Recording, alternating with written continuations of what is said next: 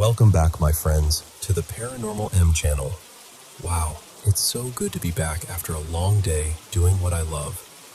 Thank you so much for always supporting the channel and for sending in your mysterious experiences. I'm always happy to be here with you, and I hope you have a great night's sleep. Now, without further ado, let's dive into today's stories. And don't forget to subscribe and turn on notifications. So, a few nights ago, my boyfriend Evan and I did this little weekend getaway out in Montauk, and we stayed at this old place called Seabrook Manor. Neither of us had any clue people even whispered about it being haunted. Evan booked it because it looked charming and classic. Big windows, old school vibes. The kind of place you imagine drinking coffee in a robe and pretending you're in a movie. We were supposed to stay 2 nights. The first night was totally normal. Well, normal-ish. We originally got a room on an upper floor, and the second we stepped inside, it had this weird smell, like a freezer that had been unplugged for a decade. You know that sour, stale, cold air smell? I couldn't do it. We went right back down and asked to move. They put us in room 214 on a lower floor, and honestly, it felt like an upgrade. It was bigger, quieter, and it had this huge deck.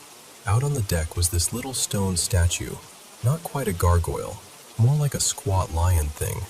And the creepiest part was how it was positioned, like it was watching the far end of the walkway instead of the room. Evan laughed and was like, "Great, we've got a guard." I laughed too, but I didn't love it. Anyway, that first night, fine, peaceful, slept like normal people, no drama. But the second night is when the energy shifted. We'd been asleep for a while when Evan nudged me and whispered my name like he didn't want the walls to hear it. He told me he heard the elevator, the doors opening and that soft rolling sound, like someone had gotten out.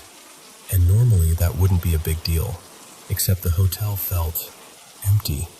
All weekend we barely saw anyone. So at around 2 in the morning, it just felt wrong. Like, why would anyone be moving around now?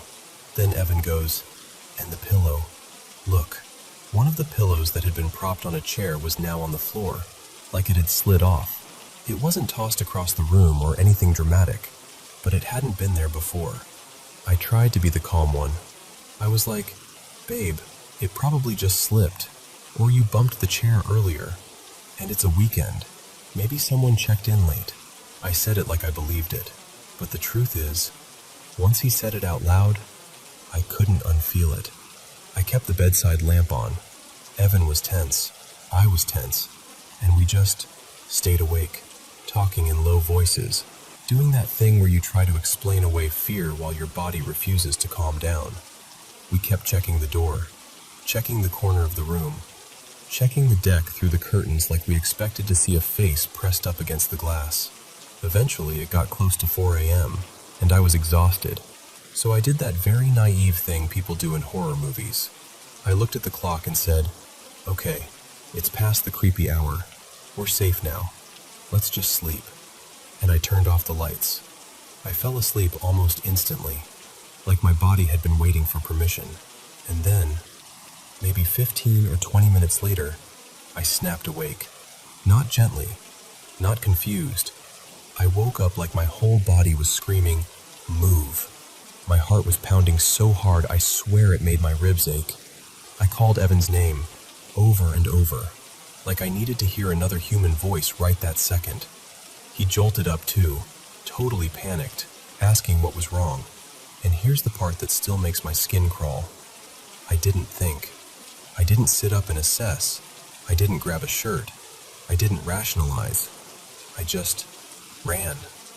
Evan came after me, frantic, dragging me back inside while whisper yelling, "What are you doing?" And once the door shut, we just stared at each other, both breathing like we'd been chased. At that point, there was no, "maybe it's nothing." We decided we were leaving. Right then. Not after breakfast, not after sunrise, immediately. We started throwing things into bags. Evan was laser focused. Quiet, pale, moving fast. I kept doing this weird, half-laughing thing, like my nervous system couldn't decide whether to cry or crack up. And Evan kept snapping, Stop, just pack, just pack.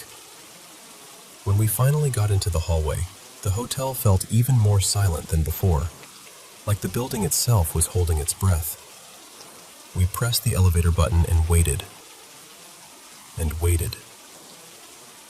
And waited. It took forever. Long enough that I started imagining it opening and nobody being inside. Long enough that my palms went sweaty. When it finally arrived, we got down to the lobby, and the front desk guy looked at us and made this little joke about us leaving so early. Like it was funny. Like we were just dramatic tourists. Evan didn't laugh. I barely could. And now it's been a few days, and I still don't feel normal. I've dealt with anxiety before, like real, intense anxiety, and this flipped a switch in me.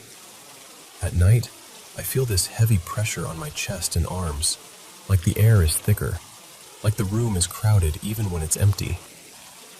I wake up and just listen, waiting, bracing, and nothing happens, but my body doesn't believe that nothing is happening. I've tried little comfort rituals, went to church, did a white light meditation, tried to calm myself down, but I still feel unsettled, like I didn't fully come home when I came home. And I keep wondering, quietly, when it's dark, if something followed us. Or if the scariest part is that my brain and body got spooked so badly, they're still acting like they're trapped in that room.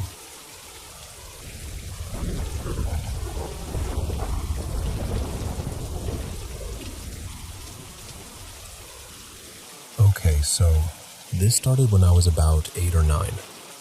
Back then, my grandpa, his name was Elias, and I had this routine. Every night we'd pray, like really pray. We were serious about it.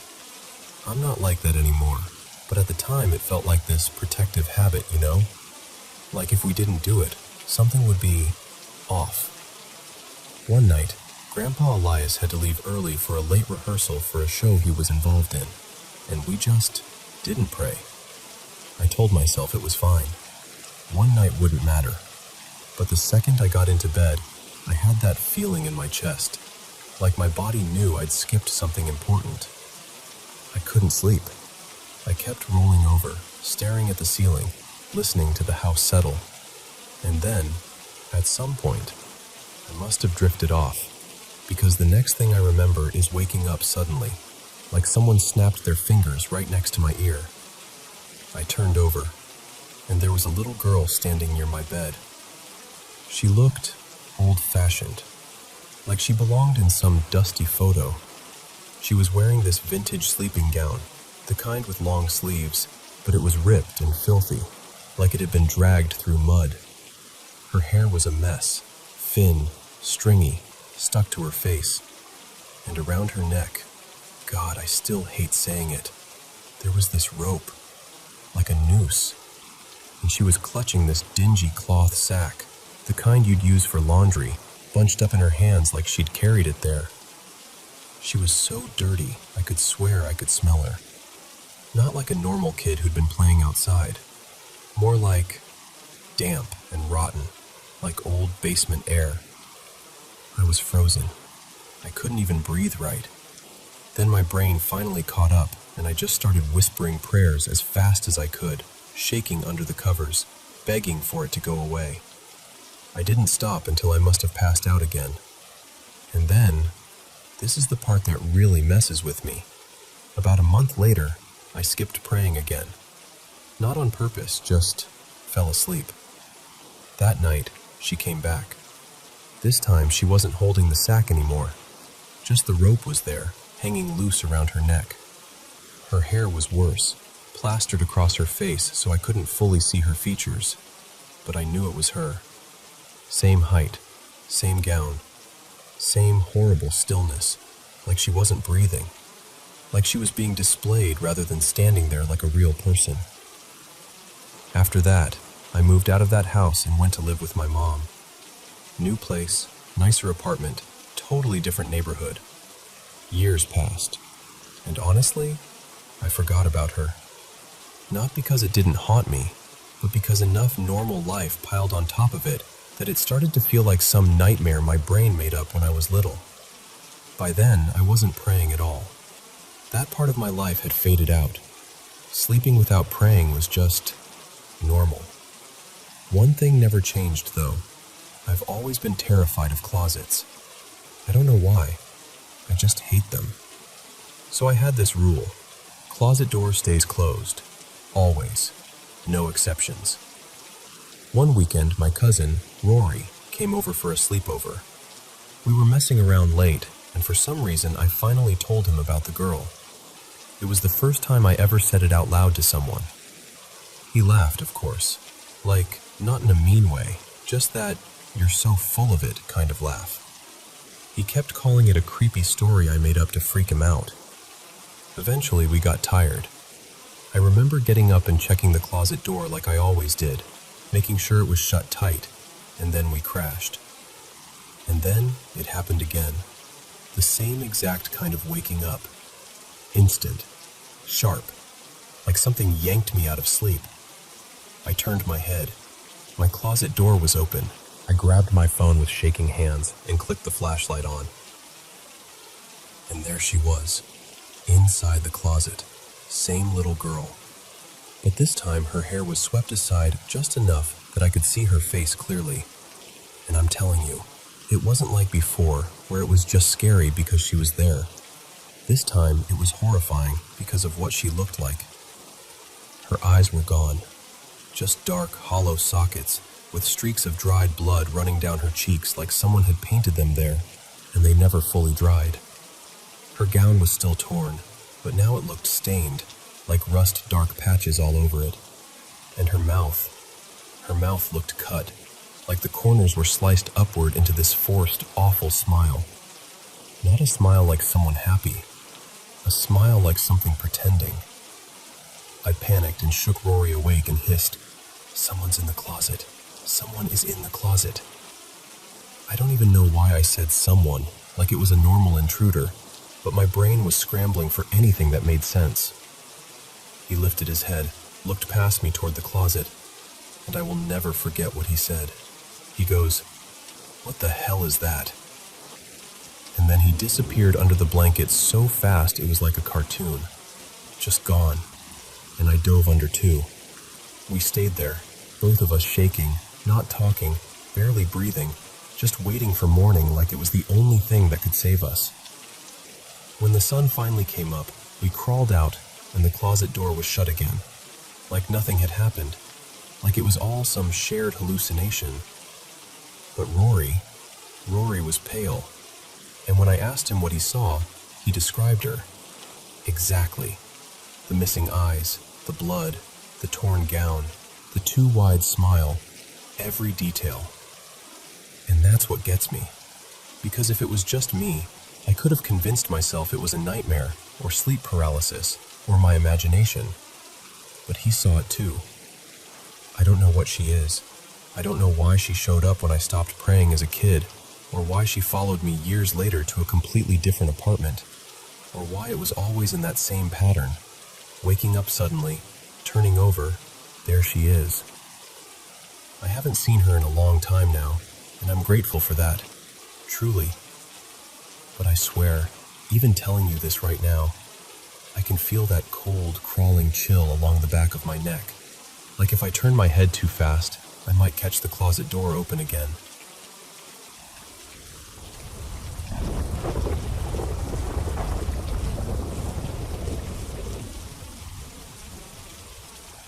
So, I grew up in the same house from the time I was little until I left for good. It wasn't some ancient farmhouse or anything. My dad had it built in the late 80s, and as far as we ever knew, nobody had died there. No dramatic history, no tragic headlines, but locals used to talk. Not in a spooky tour way, more like casual. Yeah, this area used to be where different native tribes lived, type of talk. And I don't know. I guess I filed that away as my only explanation for why the place never felt completely quiet. Like the house could look normal, smell normal, sound normal, but the air would still feel charged, like you'd rubbed a balloon on your hair and didn't realize it until you walked through a doorway. By the time I was about 13, my parents finally started letting me stay home alone after school, with my older brother, Miles, technically, but he had practice most days. So I'd get home first, and there'd be this long stretch where it was just me and the house. And listen, I know how dramatic it sounds, but being alone in that place felt different than being alone anywhere else. The moment I'd step inside, it was like my body would react before my brain could. That prickly feeling up the back of your neck, the sensation that something was aware of you. So I made a routine.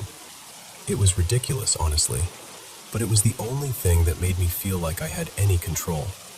I'd do a quick sweep of the rooms with a kitchen knife, like a tiny, terrified security guard. Then I'd lock myself in the bathroom and sit on the closed toilet lid playing games on my phone until I heard Miles come home. The bathroom was my safe spot. Small, bright, a lock, solid walls. And if I sat with my back against the tub, nothing could come up behind me. The rest of the house always felt like it had too many corners, too many dark little angles where something could just be. So one day, I'm in there like usual. I don't know, maybe an hour had passed. I'm trying to act normal, trying to pretend I'm not listening for every creak. And then I hear the side door, the one that leads from the garage into the house. It made this specific squeal when it opened, a sound I could recognize in my sleep. Then I hear footsteps, heavy, familiar steps moving into the kitchen. I hear keys hit the table. And then, this is the detail that still makes my stomach twist. I hear this loud, obnoxious burp. And I know that sounds funny, but it was so Miles.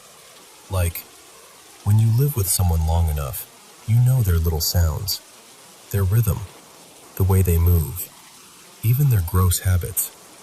I remember thinking, oh, thank God.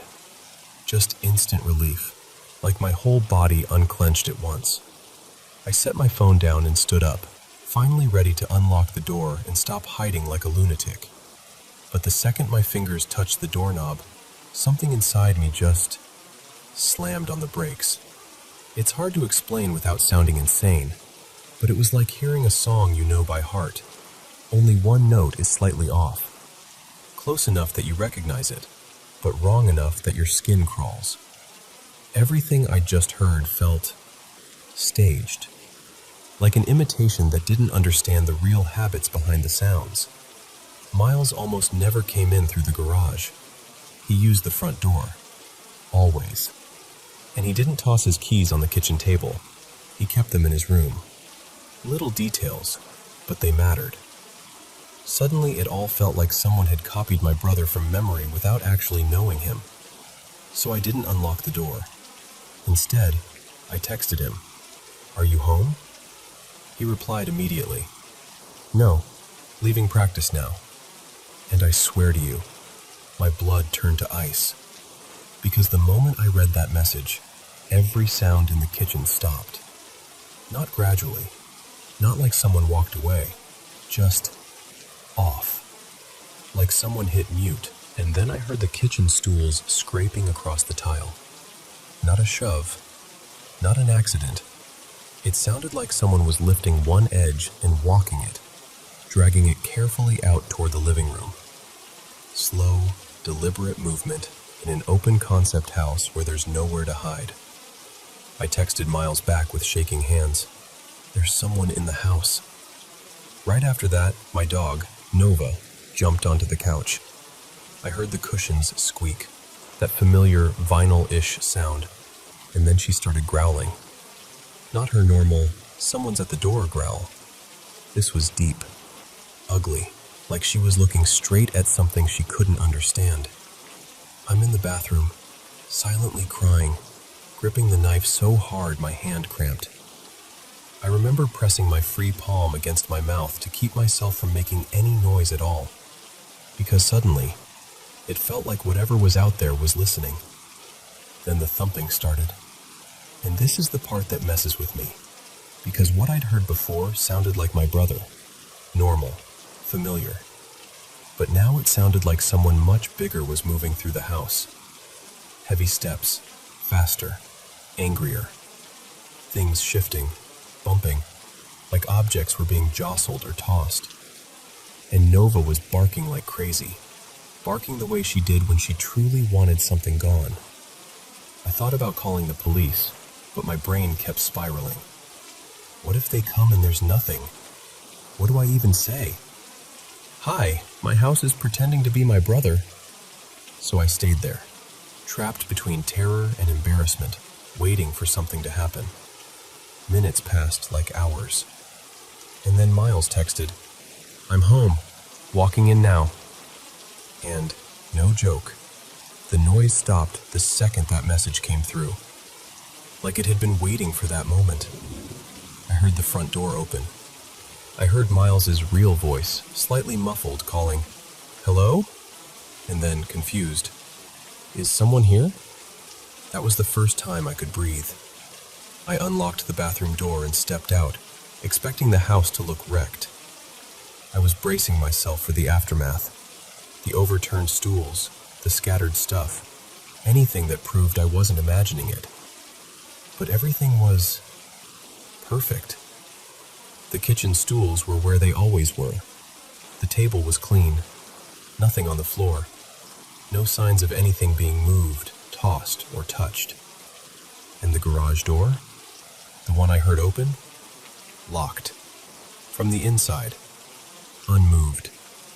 The only proof I had, the only proof, was Nova, frozen on the couch with her fur standing up, eyes wide, trembling like she'd just seen something she'd never forget.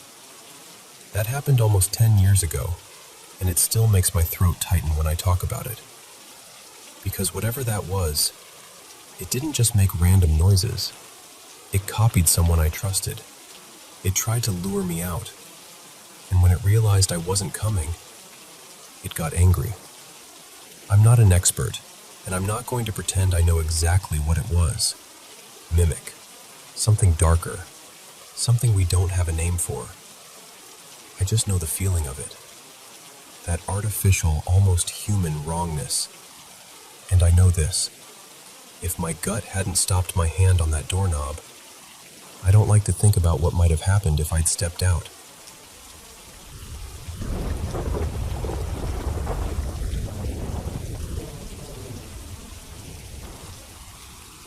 Okay, so I need to take you back to Yosemite Valley. Late summer, 1989. Just after we got married. Like, brand new married. We'd said our vows in that little valley chapel the night before, and the next night, around midnight, we got this spontaneous, ridiculous idea. Let's go for a swim in the Merced River. It was me and my wife. Let's call her Marissa. And we were feeling untouchable in that newlywed way, you know? Giddy. A little reckless. The park was quiet, and it's Yosemite. You can be out at any hour, no curfew or anything. I'd grown up coming to these spots with my family, so I felt like I knew the area like the back of my hand. We parked off Northside Drive, just east of Bohono Bridge, and there wasn't a single other car. Not a light. Not even the sense that anyone else existed out there. We grabbed towels, a blanket, flashlights, and started down this little dirt path, maybe 30 yards through trees to the sandy edge by the water. And halfway down, I swing my flashlight left, and there are two men standing just off the trail. Tall, still, side by side like they'd been placed there. I froze for half a second because, in the dark, your brain tries to turn things into anything except people. I shined the light right on them, realized, oh, guys, and I immediately dropped the beam and muttered this quick, embarrassed, sorry. They didn't move. They didn't nod. They didn't say anything. Not even a little, hey, or a shift of weight. Just statues. What freaked me out most was how formal they looked, like dark suits, or at least stiff, dressy clothing. It didn't fit the setting at all. Marissa didn't even notice them. She was already moving toward the sand. We reached the riverbank. The water was loud, Moonlight was coming through the trees in these broken silver sheets, and Marissa starts spreading the blanket out like it's the most normal midnight swim in the world. I sit down next to her, and then, from the trees on our left, a couple steps out. And I swear to you, they're dressed like they just came from a wedding. A bride and groom, full on. Not costumes, not casual. Wedding clothes. They stop at the river's edge about 10 yards from us, talking softly. I can't make out the words because of the river, but I can hear the tone, that low, private conversation. After a moment, they sort of angle toward us, like they're watching. And it hit me in this cold, crawling way. Are they talking about us? I turn and look back up the slope, and I can still see those two dark men near the trail. Same place, same posture. Then, on the right side, another figure comes out and steps onto this rock that juts into the water. And this guy, he starts moving in this hunched, exaggerated way, like an ape-man. Arms loose, crouching, swaying, doing this threatening little performance. It wasn't playful. It felt directed. And my brain is scrambling, trying to make a normal explanation. Okay, maybe we interrupted something. Maybe it's some weird night game. Maybe there are more people than we thought. But the feeling in my body was pure alarm, like we were surrounded. Marissa, somehow, is still trying to treat it like nothing. She's like, well, I guess swimming is off, kind of shrugging. Then she goes, super casually, I left the cigarettes in the car. Can you grab them? And I snapped, like not at her, but just the request landed wrong. I did not want to walk back up that path past those two silent men, leaving her alone with the wedding couple and the crouching rock guy. But I didn't want to sound afraid, so I stood up all annoyed and dramatic, like, fine, I'll get them. I walk back up, get to the car, grab the cigarettes, and then I do something I hadn't planned on doing. I pull it out. And when I shut the trunk, I make a big, deliberate noise, like, listen up, everyone. I go back down and stick the sword in the ground near our blanket, like I'm planting a flag. Marissa looks at me like I've lost my mind. What are you doing? And I said, loudly, something along the lines of, when people sneak around and won't speak to you out here at night, I want them to know I'll defend us if they try something. Even saying it now, I cringe a little. It wasn't me. It was fear trying to wear a tough guy mask. Marissa was stunned, like, did I just marry a lunatic? And after another minute, we decide to leave. We pack up fast, get back to the car, and drive away. And again, there are no other vehicles, no headlights, nothing. Just us and the dark road. We drive down El Portal Road toward Cascades Picnic Area, another river spot I knew well. And I'm thinking, okay, that first place was a fluke. This one is farther out. Surely it's empty. The parking lot is empty, no cars, until our headlights sweep across a picnic table.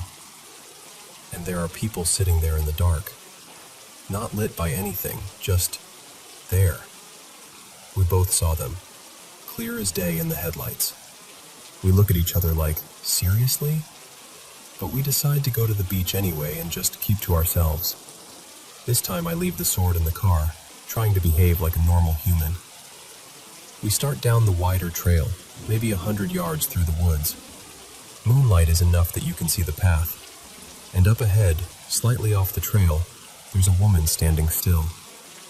She's wearing this ornate white gown, and the closer we get, the more elaborate it looks.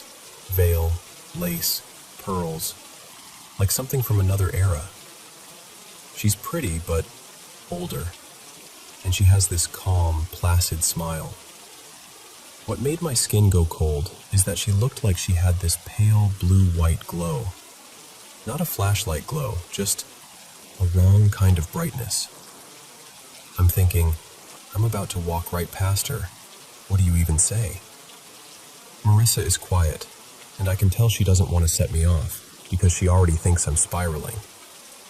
When I'm right beside the woman, I look her straight in the eyes and manage this small, polite, trembling, "Hello." She keeps smiling, doesn't answer, just watches me pass. A few steps later, Marissa says, totally baffled, "Why did you just say hello to a tree?" I whip around, and my stomach drops, because where the woman was is a dead tree stump, pale in the moonlight. That's it. No veil, no face, no lace, just a stump catching light. I actually jumped, like my body couldn't accept the switch. And I felt humiliated and dizzy at the same time. Like, am I losing it? I know what I saw. I know it. I tell Marissa, "I thought it was a woman in a dress." She gives me that skeptical newlywed look that says, "Okay, honey, sure." We keep walking, and now I start noticing shapes, dark figures, standing off to the sides of the trail between the trees. Not close enough to touch, but close enough to be there. I don't even shine my light at them this time. I just ask Marissa, very quietly, "Do you see them?" She says no, and she's getting irritated, like, "Why are you seeing things?" And that's when I start to get defensive. Because it's one thing to be scared. It's another to be told you're imagining everything while your gut is screaming. I even remember thinking, bizarrely, that maybe I'd been reading too much mystic stuff. Like I'd opened some mental door and now I was noticing things you're not supposed to notice. It sounds silly, but when you're in that moment, your brain reaches for any explanation. I stop at the top and look down. And there are two figures near a fallen log in the river, doing something. Fishing, maybe? At 1 a.m.? I don't know. One of them has this red glow on his face, like a cigarette ember. I point it out again.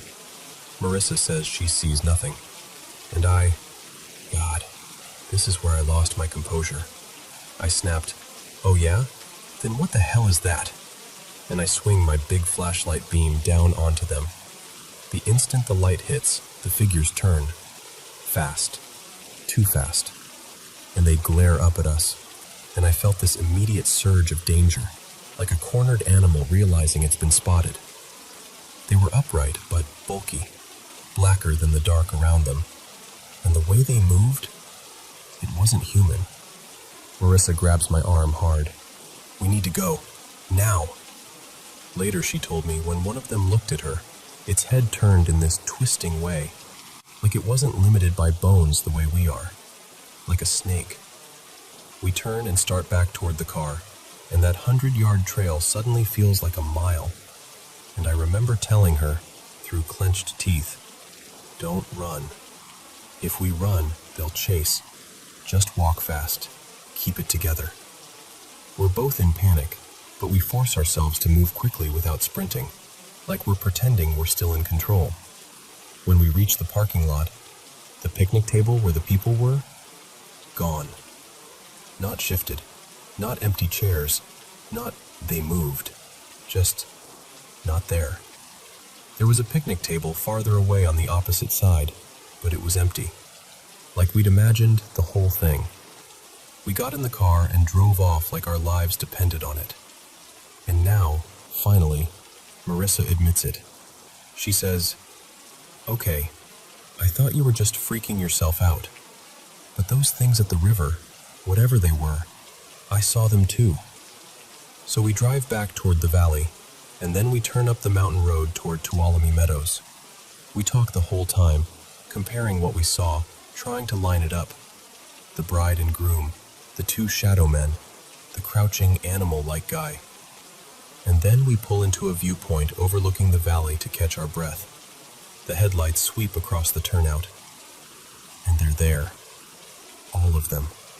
As if they beat us there and took their places.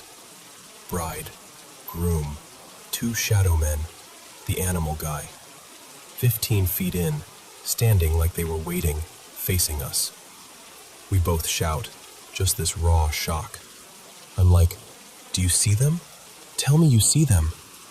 Marissa says yes, and her voice is shaking. We don't even turn the car off. I just throw it in reverse and back out, and we're gone. At this point, it's not just fear, it's disbelief. Because how? How could they keep showing up ahead of us when we hadn't passed a single car for miles? How could they possibly know where we were going? Maybe 45 minutes later, sometime between 2 and 3 a.m., we pass a little ranger-style cabin or park building area. Porch light on, and standing in that cone of light, like a staged tableau, bride, groom, 2 shadow men, the animal guy. I remember Marissa making this strangled sound, like her brain couldn't process it anymore, and I couldn't either. It was beyond spooky. It was impossible. We kept driving for what felt like forever, seeing weird shadows in the trees, some of which might have just been our terrified minds making patterns out of darkness. Hard to know anymore. The last thing I feel confident about, truly confident, happens near Tenaya Lake. We pull into the lot to rest for a minute. The area is open, clear, plenty of moonlight, no trees close by. Across the highway there's this steep, rocky road cut leading up to a ridge, an awkward place where you wouldn't expect anyone to be. It gave me goosebumps all over again. But this time, we don't engage. We don't shine the light. We don't react. We just sit, breathe, and eventually drive away. When we finally reach the Tuolumne Meadows area and pull up near the camp store, dawn is starting to come in, gray light, the world returning to normal. And outside the store, there are figures sitting with their backs against the wall. And when I tell you the relief I felt, because they were just people, regular backpackers, waiting for morning. You could tell immediately. The way they shifted, the way they looked up, the way the world fit around them. After hours of feeling like we were being haunted by something that didn't belong, it was like stepping back into reality. And that was it. That was the end of the first night of our honeymoon. This long, bizarre, terrifying procession of silent figures and wedding clothes and impossible reappearances. I've spent decades turning it over. Ghosts, residual hauntings, folklore stuff, aliens, tricks of light, shared panic. I've heard every suggestion, and honestly, I still don't know. But here's the strange part. Nothing actually harmed us. No one touched us. No attack. No injury. They just appeared, again and again, like they wanted us to notice, like they wanted us unsettled. And the older I get, the more I wonder if the real danger wasn't them.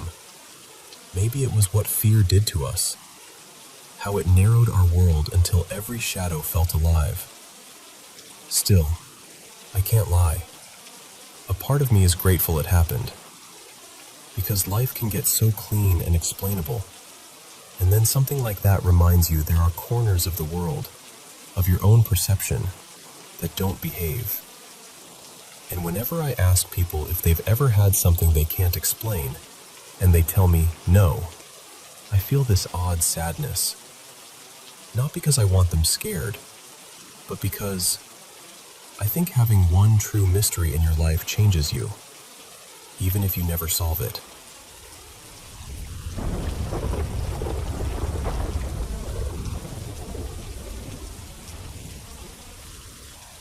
So, we moved into this brand new apartment in London back in 2021. Fresh paint, new everything.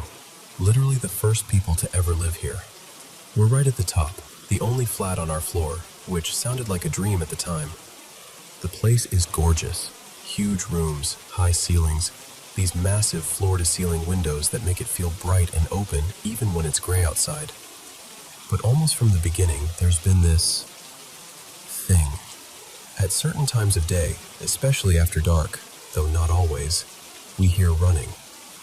Not vague creaks or old building noises, proper running. like someone sprinting down the hallway with purpose. It's loud enough that I've actually spun around mid-sentence because my brain just assumes someone's there. And my little one, Milo, he's always like, "Mommy, who's running?" in that matter-of-fact way kids have, like it's the most normal thing in the world. At first, I blamed the flat below us because they've got small kids. Easy explanation, right? Except we started paying attention, really listening, and it just didn't line up. And the thing is, this building is so well insulated. We don't hear our neighbors, like, at all. No TV through the wall, no footsteps, nothing. So why would we only hear that? Then for a while I convinced myself it was the roof. Maybe birds. Maybe a fox? London has foxes everywhere. And sometimes, honestly, it did sound like it was coming from above, which made that theory feel even better because it was safer. Logical. Contained. Not creepy.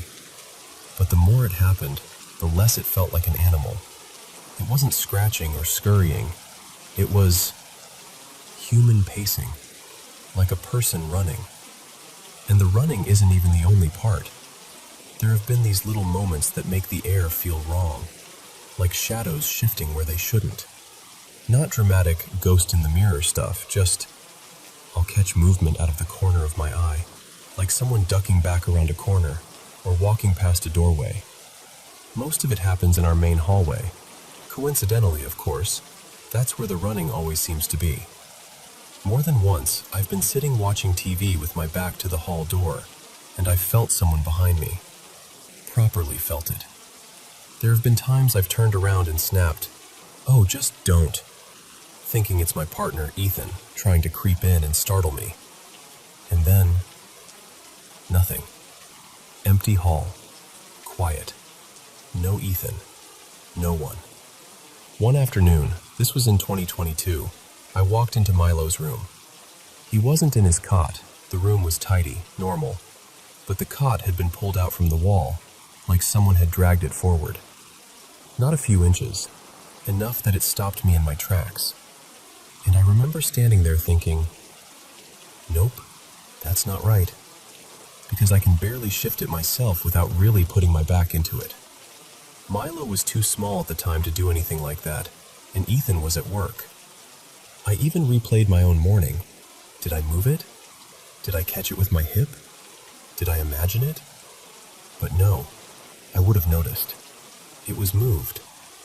The honest truth is, neither of us has ever felt properly alone in this place. Not once.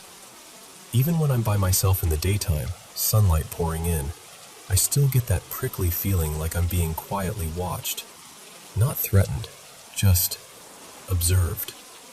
Like something is sharing the space and doesn't feel any need to hide. And here's the part that makes it more complicated. I spoke to a colleague, Leah, because she's the type who goes to a medium regularly, and apparently, the woman has been uncannily accurate for her in the past. I wasn't even trying to be dramatic. I just asked for any ideas, like, what else could this be? And I mentioned, kind of casually, that I keep my dad's urn in the spare room. Leah's face changed instantly, like the color drained out of her, and she went, "You need to get rid of that." Which, absolutely not. No chance. That's my dad. I'm not getting rid of him like he's an old lamp. And the thing is, Milo talks about him. Like, talks about him. He calls him granddad sometimes, like he knows him. He said he's seen him, that he's spoken to him. And I have photos up, and I bring my dad up naturally. Little stories, little memories. So it's not like he's never heard his name. But Milo seems to know him in a way that still makes my stomach flip. Because my dad died when Milo was just a few months old. Too young to remember anything. Yet sometimes Milo will say things with such certainty, like he's describing someone he genuinely knows. And none of this has ever felt sinister. That's what messes with me.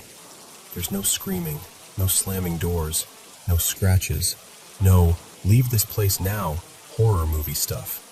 It's more like the atmosphere is off. The vibe is wrong. Like something slightly out of alignment, and your body notices before your brain can explain it. We're actually selling the apartment now, partly for practical reasons. But if I'm being real, we're just tired. Tired of that unsettled feeling. Tired of second-guessing every sound, every shadow, every little movement in the hallway. And I keep coming back to the same thought. I just want to know what it is. Because if it's animals, fine. Tell me it's animals and I'll sleep better. If it's the building settling, great. Show me where and why. If it's some weird acoustic thing, brilliant. I'll take it. But whatever the reason, this place has never felt empty. Not once.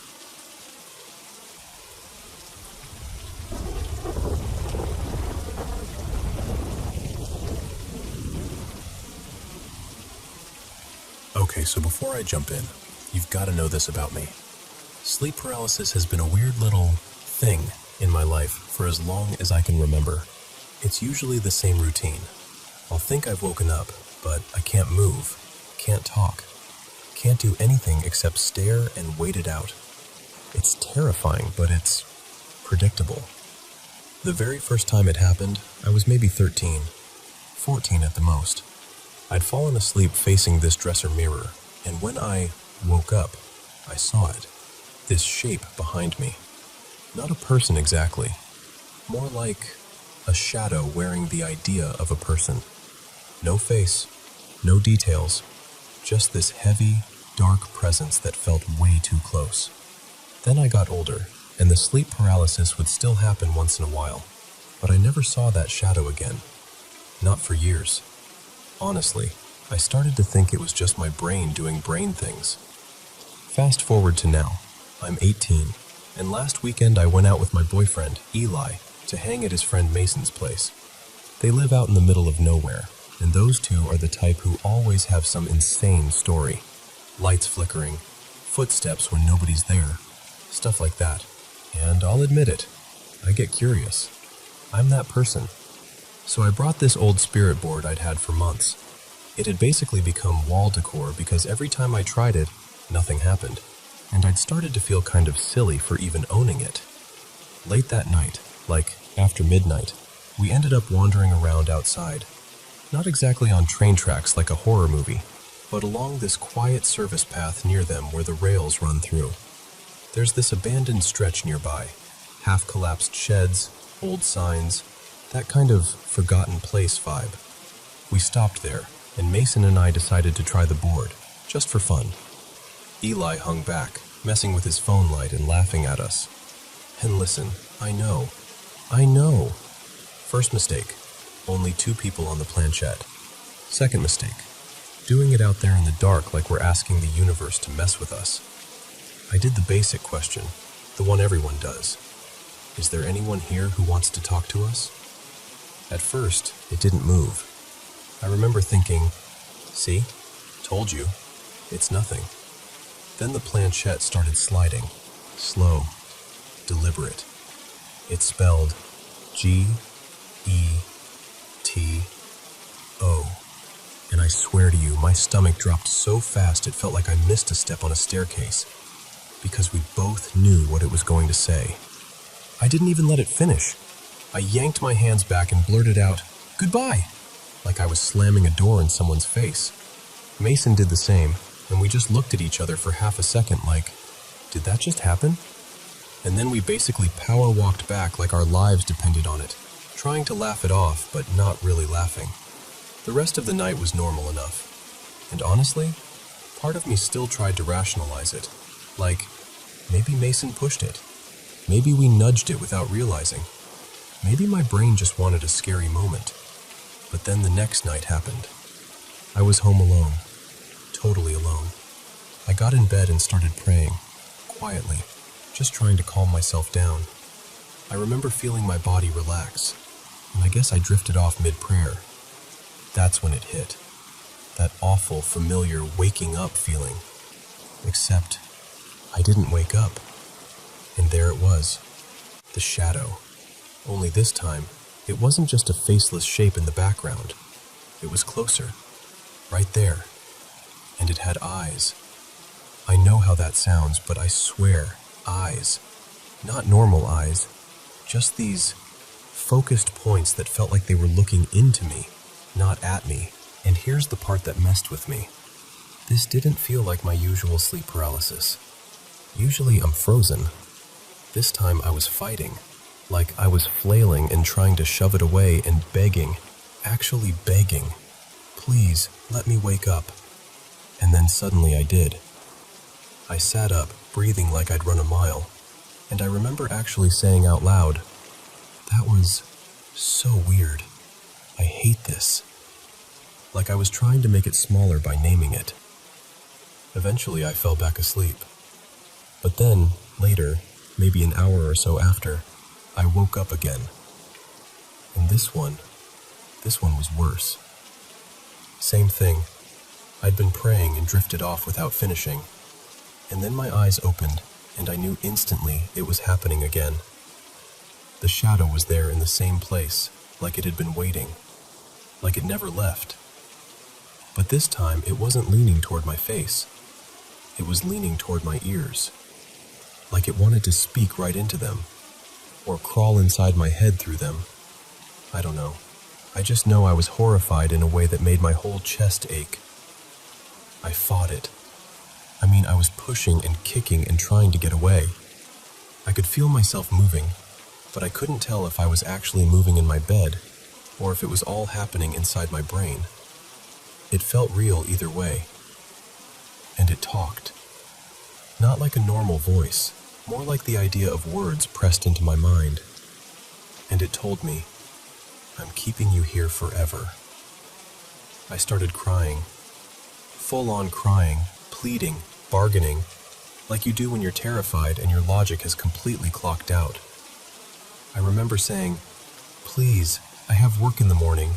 I can't stay here, I can't." Like that was going to matter to whatever it was. And then, this is the part that makes me feel sick even saying it. I panicked so badly that I tried to negotiate. I told it, if it let me wake up tonight, it could come back tomorrow. The second the words left my mouth, I woke up. I shot upright, gasping. My cheeks were wet. My body felt like it had just been through something. And my room looked normal, but everything in me felt wrong. Like I'd opened a door I didn't know how to close. I called Eli afterward, and he tried to comfort me, but even he admitted he'd been having these vivid nightmares since that night we messed around outside. He said maybe it's night terrors, maybe stress, maybe our brains latched onto a creepy moment and ran with it. And I want to believe that. I really do. But it doesn't feel like my normal sleep paralysis anymore. It feels like something is responding, like it's getting closer, like it recognizes me now. And now I'm sitting here thinking about what I said, what I offered, when I was scared out of my mind. Because what if it actually does come back tomorrow? And what if next time I don't wake up?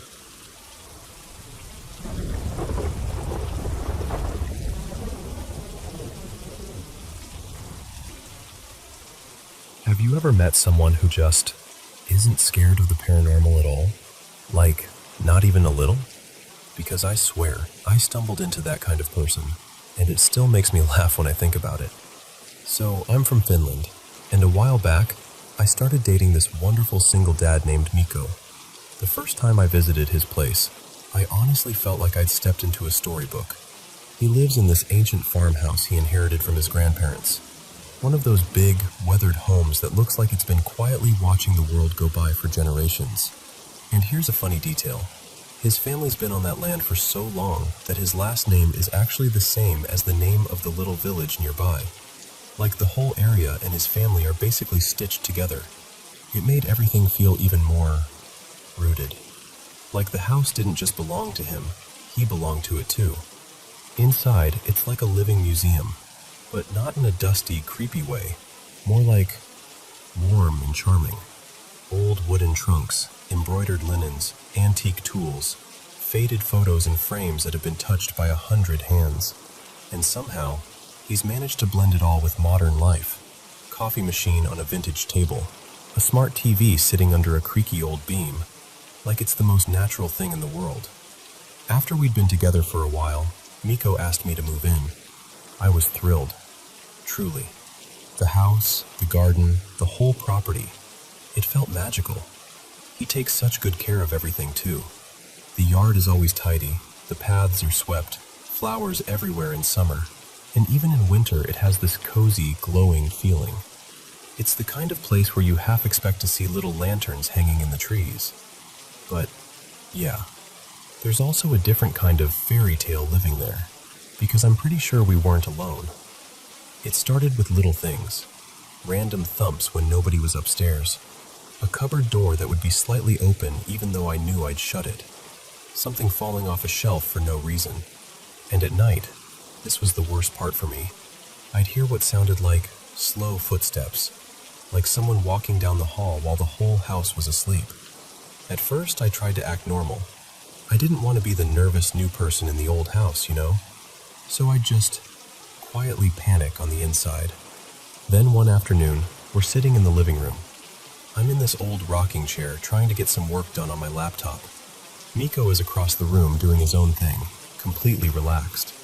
And suddenly, out of nowhere, the living room door swings open with this long, dramatic creak. I'm not proud of this, but I basically launched out of the chair like it had bitten me. I pointed at the door with wide eyes and went, "Did you see that? Did you see that?" And Miko, without even looking up properly, just goes, "Yeah, old house," like he was commenting on the weather. Then he smiles, all casual, and adds, "Could be my great aunt stopping by." I just stared at him like, "Excuse me? Did you just make a joke about a ghost like it's a neighbor dropping off cookies?" Later that night, we're in the kitchen making tea, our little routine. The kettle's humming, the mugs are out, everything calm. And I finally say it. I'm like, "Okay, I need to talk about something. I think this house is haunted." And this man, this absolute weirdo in the best way, doesn't argue, doesn't dismiss me, doesn't do the whole, "It's the wind, it's the pipes, you're imagining it" thing. He just nods, like I've said something completely reasonable, and goes, "Yeah, I wouldn't be surprised. The house is over 100 years old, and we've got records of my family living around here for centuries." And he shrugs, and says, "If they're here, they're my ancestors. Why would they want anything bad for us?" That is not the kind of comfort I expected. I thought he'd reassure me by saying ghosts aren't real.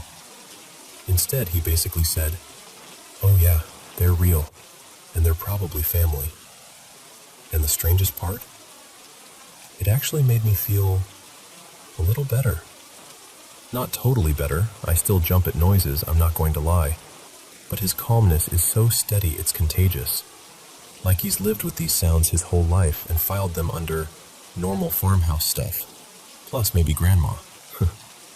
So I have to ask you, have you ever met someone like that? Someone who can sit in a creaky old house full of footsteps and mystery and just sip their tea like, "Yep, that's probably a relative."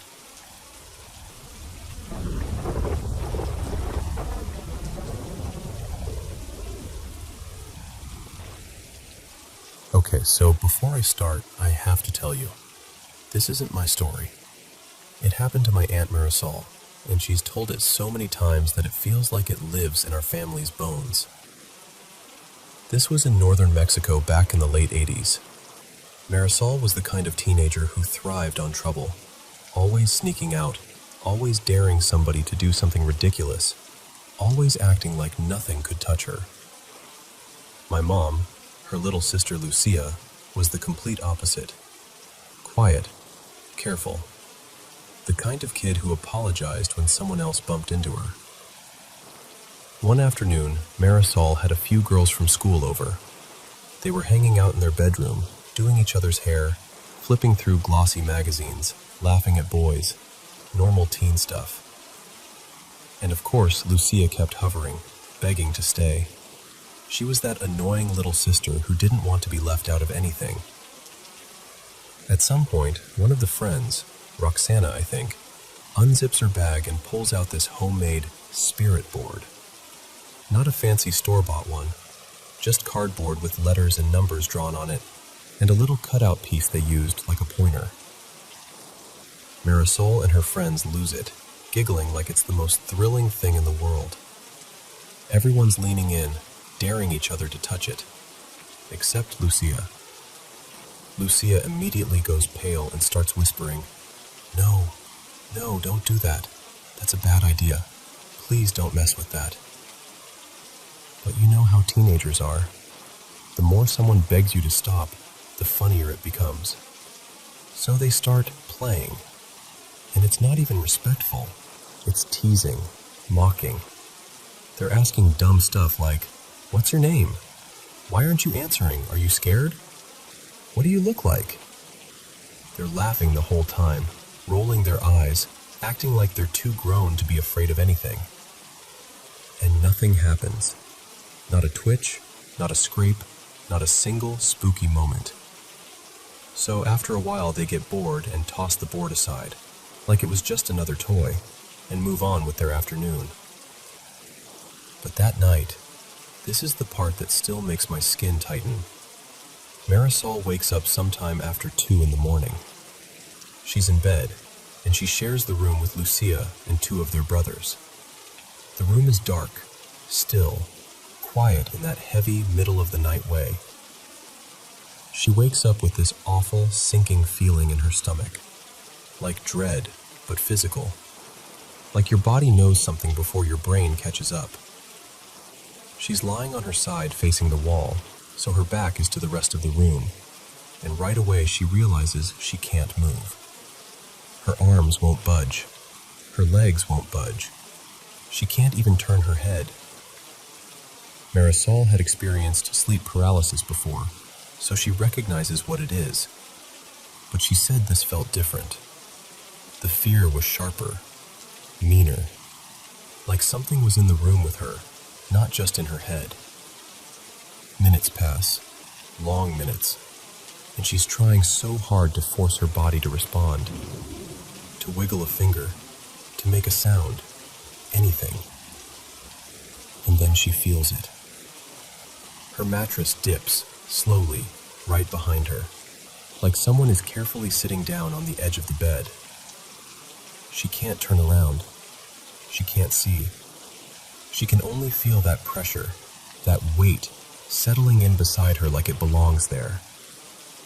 She starts panicking, inside her own body, trapped, breathing fast, praying, trying to scream and realizing she can't. And then she hears a man's voice. Not one of her brothers, not her father, not anyone who should have been in that room. It's right behind her, and it says, so calmly, so cruelly, and the worst part is the tone, like it's amused, like it's repeating something she'd already said earlier, throwing it back at her. "Turn around," it says again. "Go on." Marisol told my mom she felt like her heart was going to burst out of her chest. She tried to pray, but her thoughts were tangled. She tried to move, but nothing worked. And then, finally, something breaks, like the spell cracks. She lets out this screaming, full-body, blood-curdling scream that jolts everyone awake. Her brothers jump up. My mom bolts upright. Someone flips the light on, and suddenly the room is chaos. Everyone asking what happened. Everyone crowding around her bed. And Marisol, shaking, drenched in sweat, just blurts out that it was a nightmare. That she must have been dreaming. That it was nothing. But the next day, when the sun was up and the house felt normal again, she pulled Lucia aside and told her everything in a quieter voice, like she didn't want the walls to hear. And ever since then, this is what sticks with me. Marisol has been terrified of those boards. Not in a playful way. In a serious, don't even bring it in my house way. Even now, decades later, she's the one who warns all of us, me, my sister, all the cousins, every time someone brings it up like it's a joke. She always says the same thing, real soft, but dead serious. Don't invite something to speak if you're not ready for it to answer.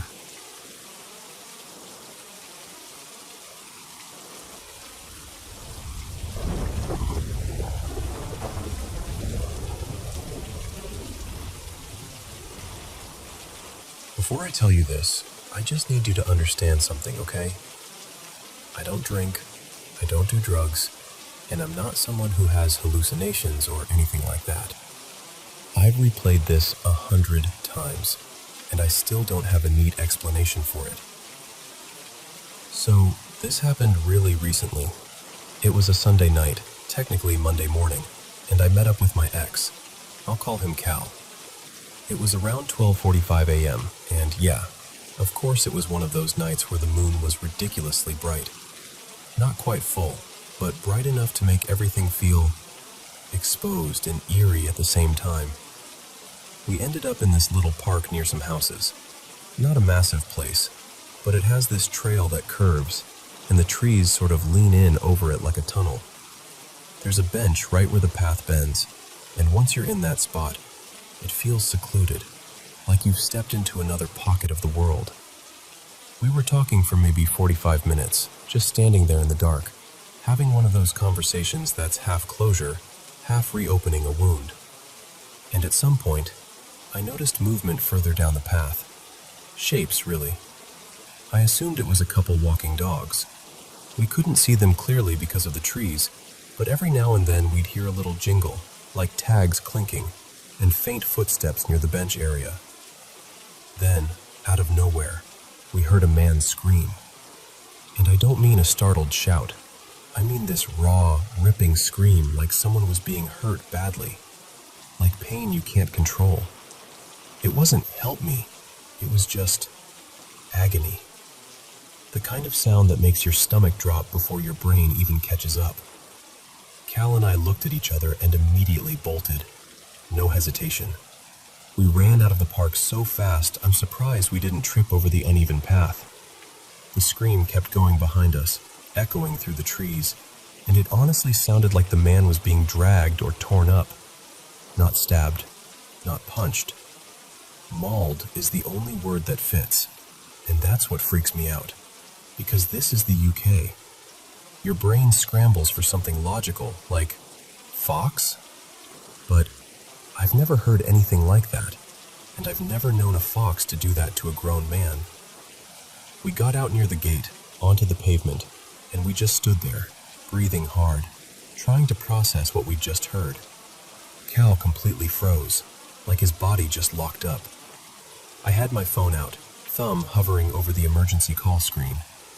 It was around 1:50 a.m. by then, and the screaming didn't stop. It went on for another, 5 minutes, maybe closer to 8. Long enough that it stopped feeling like a moment and started feeling like a nightmare you can't wake up from. And Cal actually took a step like he was going to go back in, like instinct kicked in, maybe to help, maybe to check, and I grabbed his arm and said, "No, absolutely not." Because whatever was doing that to someone, if it could make a grown man make that sound, what were we supposed to do? Run in with our hands? Get ourselves added to it? It sounds harsh, but it was survival. Pure survival. Then, suddenly, silence. Like someone hit a switch. And in the quiet, all we could hear was this tiny dog barking. Little yappy barks. Like almost normal. Which made it even worse somehow. Because where did the man go? How do you go from that level of screaming to nothing? And then we heard a woman's voice. That's the part that made my curiosity override my fear for a second. I know, stupid. But it was like my brain needed to see something to match the sound. So we walked along the outside of the park, staying on the pavement. We didn't go back in, just moved to where we could see the area near that bend. The park has these small gates, maybe chest height, and we were well outside them. Far enough away that I felt sort of safe. And that's when I saw her. A woman standing there, kind of still, like she was waiting. I couldn't make out her face, just her outline under the dim light. And near her, on the ground, there was this black shape. At first I thought it was a person lying down, but then it moved. And I swear to you, the way it moved was wrong. It didn't move like a dog running or a person crawling. It was like this thick shadow slid along the ground, like a body dragging itself, but smoother. Almost like something being pulled without legs. Like ink spreading. Like slime, honestly. That's the closest comparison I have, even though it sounds ridiculous. Then it rose. Not all at once, kind of unfolding, and when it stood up, the shape changed. It became this big dog-like figure, like the silhouette of a shepherd or something similar. Tall at the shoulders, solid, completely dark. And the moment it stood, it turned, like it knew we were there. I remember being weirdly stuck, like my body forgot how to react because my brain was trying to label what I was seeing. It's just a dog. It's just a dog. Except, it didn't feel like just a dog. It felt like something that had been pretending to be part of the night, and then decided it didn't need to hide anymore. And then it started coming toward us. Slowly at first. Not charging, just closing the distance. And the thing is, we weren't even inside the park. We were outside the gates, across the pavement, nowhere near that bench. But it was still moving toward us like we'd stepped into its space. I didn't even have to say anything to Cal. We looked at each other and we both ran, immediately. Full sprint. No, should we? No, maybe it's fine. Just gone. We ran through side streets, cutting corners, not even caring where we were going as long as we weren't there. I kept looking back and couldn't see much, but I didn't stop. I didn't slow down until my lungs burned. And even now, what messes with my head is the questions. Where did the screaming man go? Why did it end so suddenly? Why was the woman so calm? Why was there only a tiny dog barking after all that? And if her big dog attacked someone, or attacked the small dog, why would she just stand there like nothing happened? Why would she stay in the park at all after hearing those sounds? And why did that thing move toward us? I've had friendly dogs come up to me before, sure, but in daylight, wagging their tail, normal dog behavior. This was different. This was 2 a.m., in the dark, and it felt purposeful. Like it wasn't curious, it was approaching. I don't expect anyone to solve it. I just needed to say it out loud in a way that matches how it felt. Because I can't make sense of it. And that's the part that still makes my skin go cold when I think about it.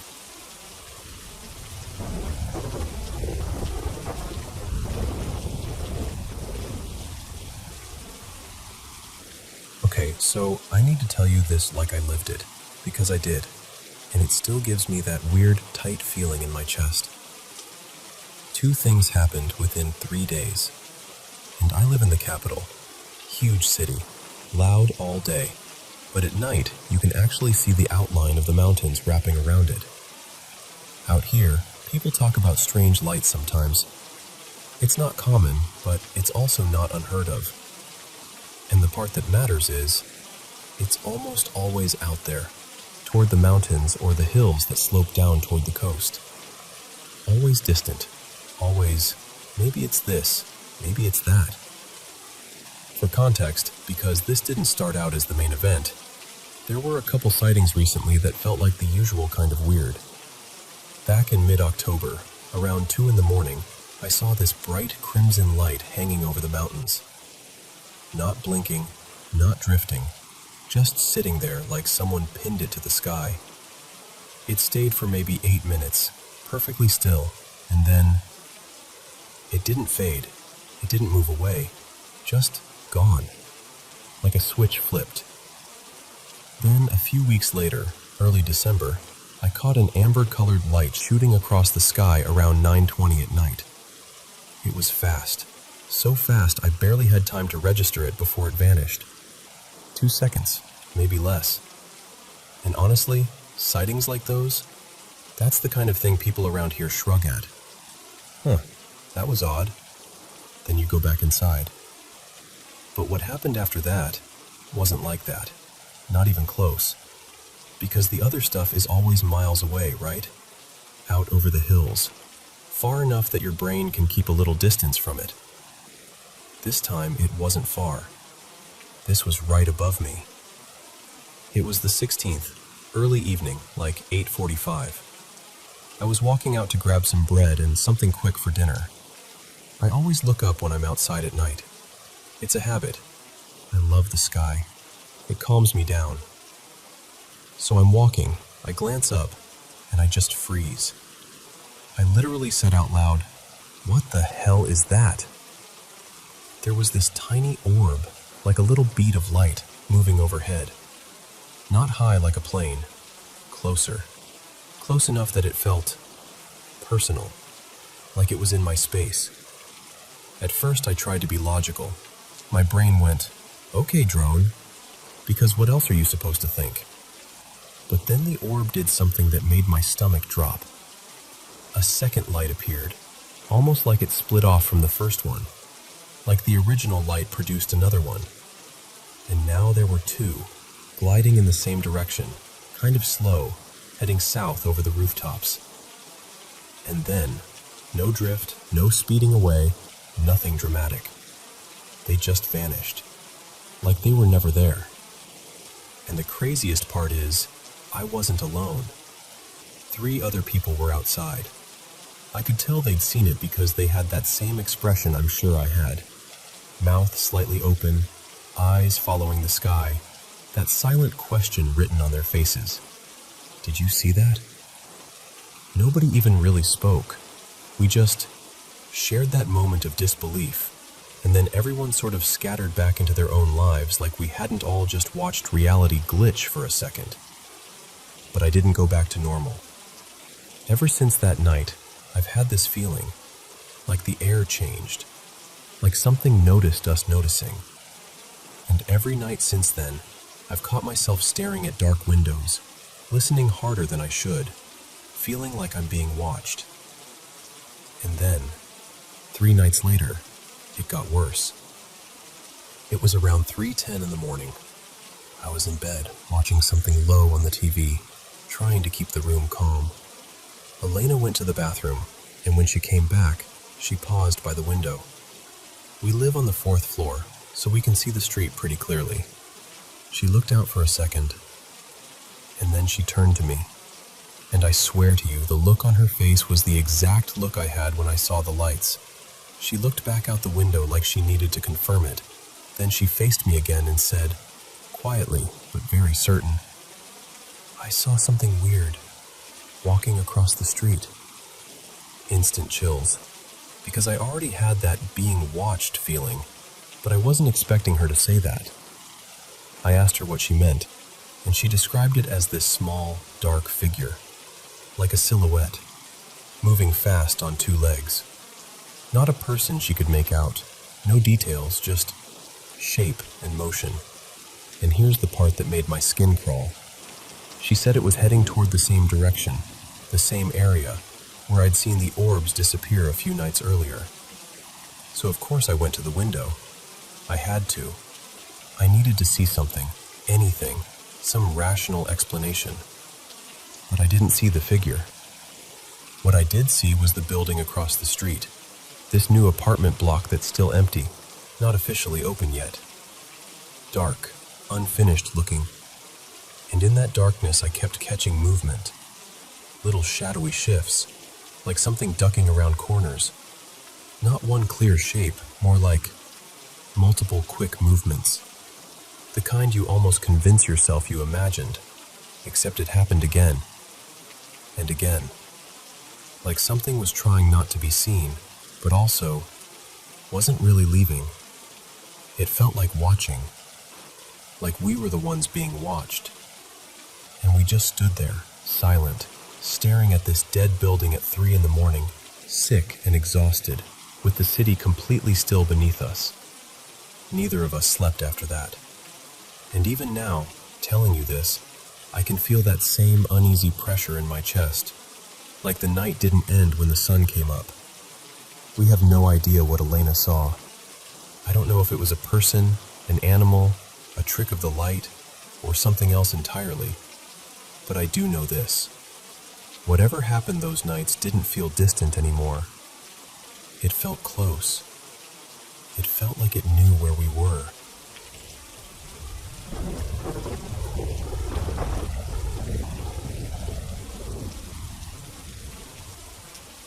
So, when I was little, we lived in this old 2-story rental that never felt completely quiet, even when it was.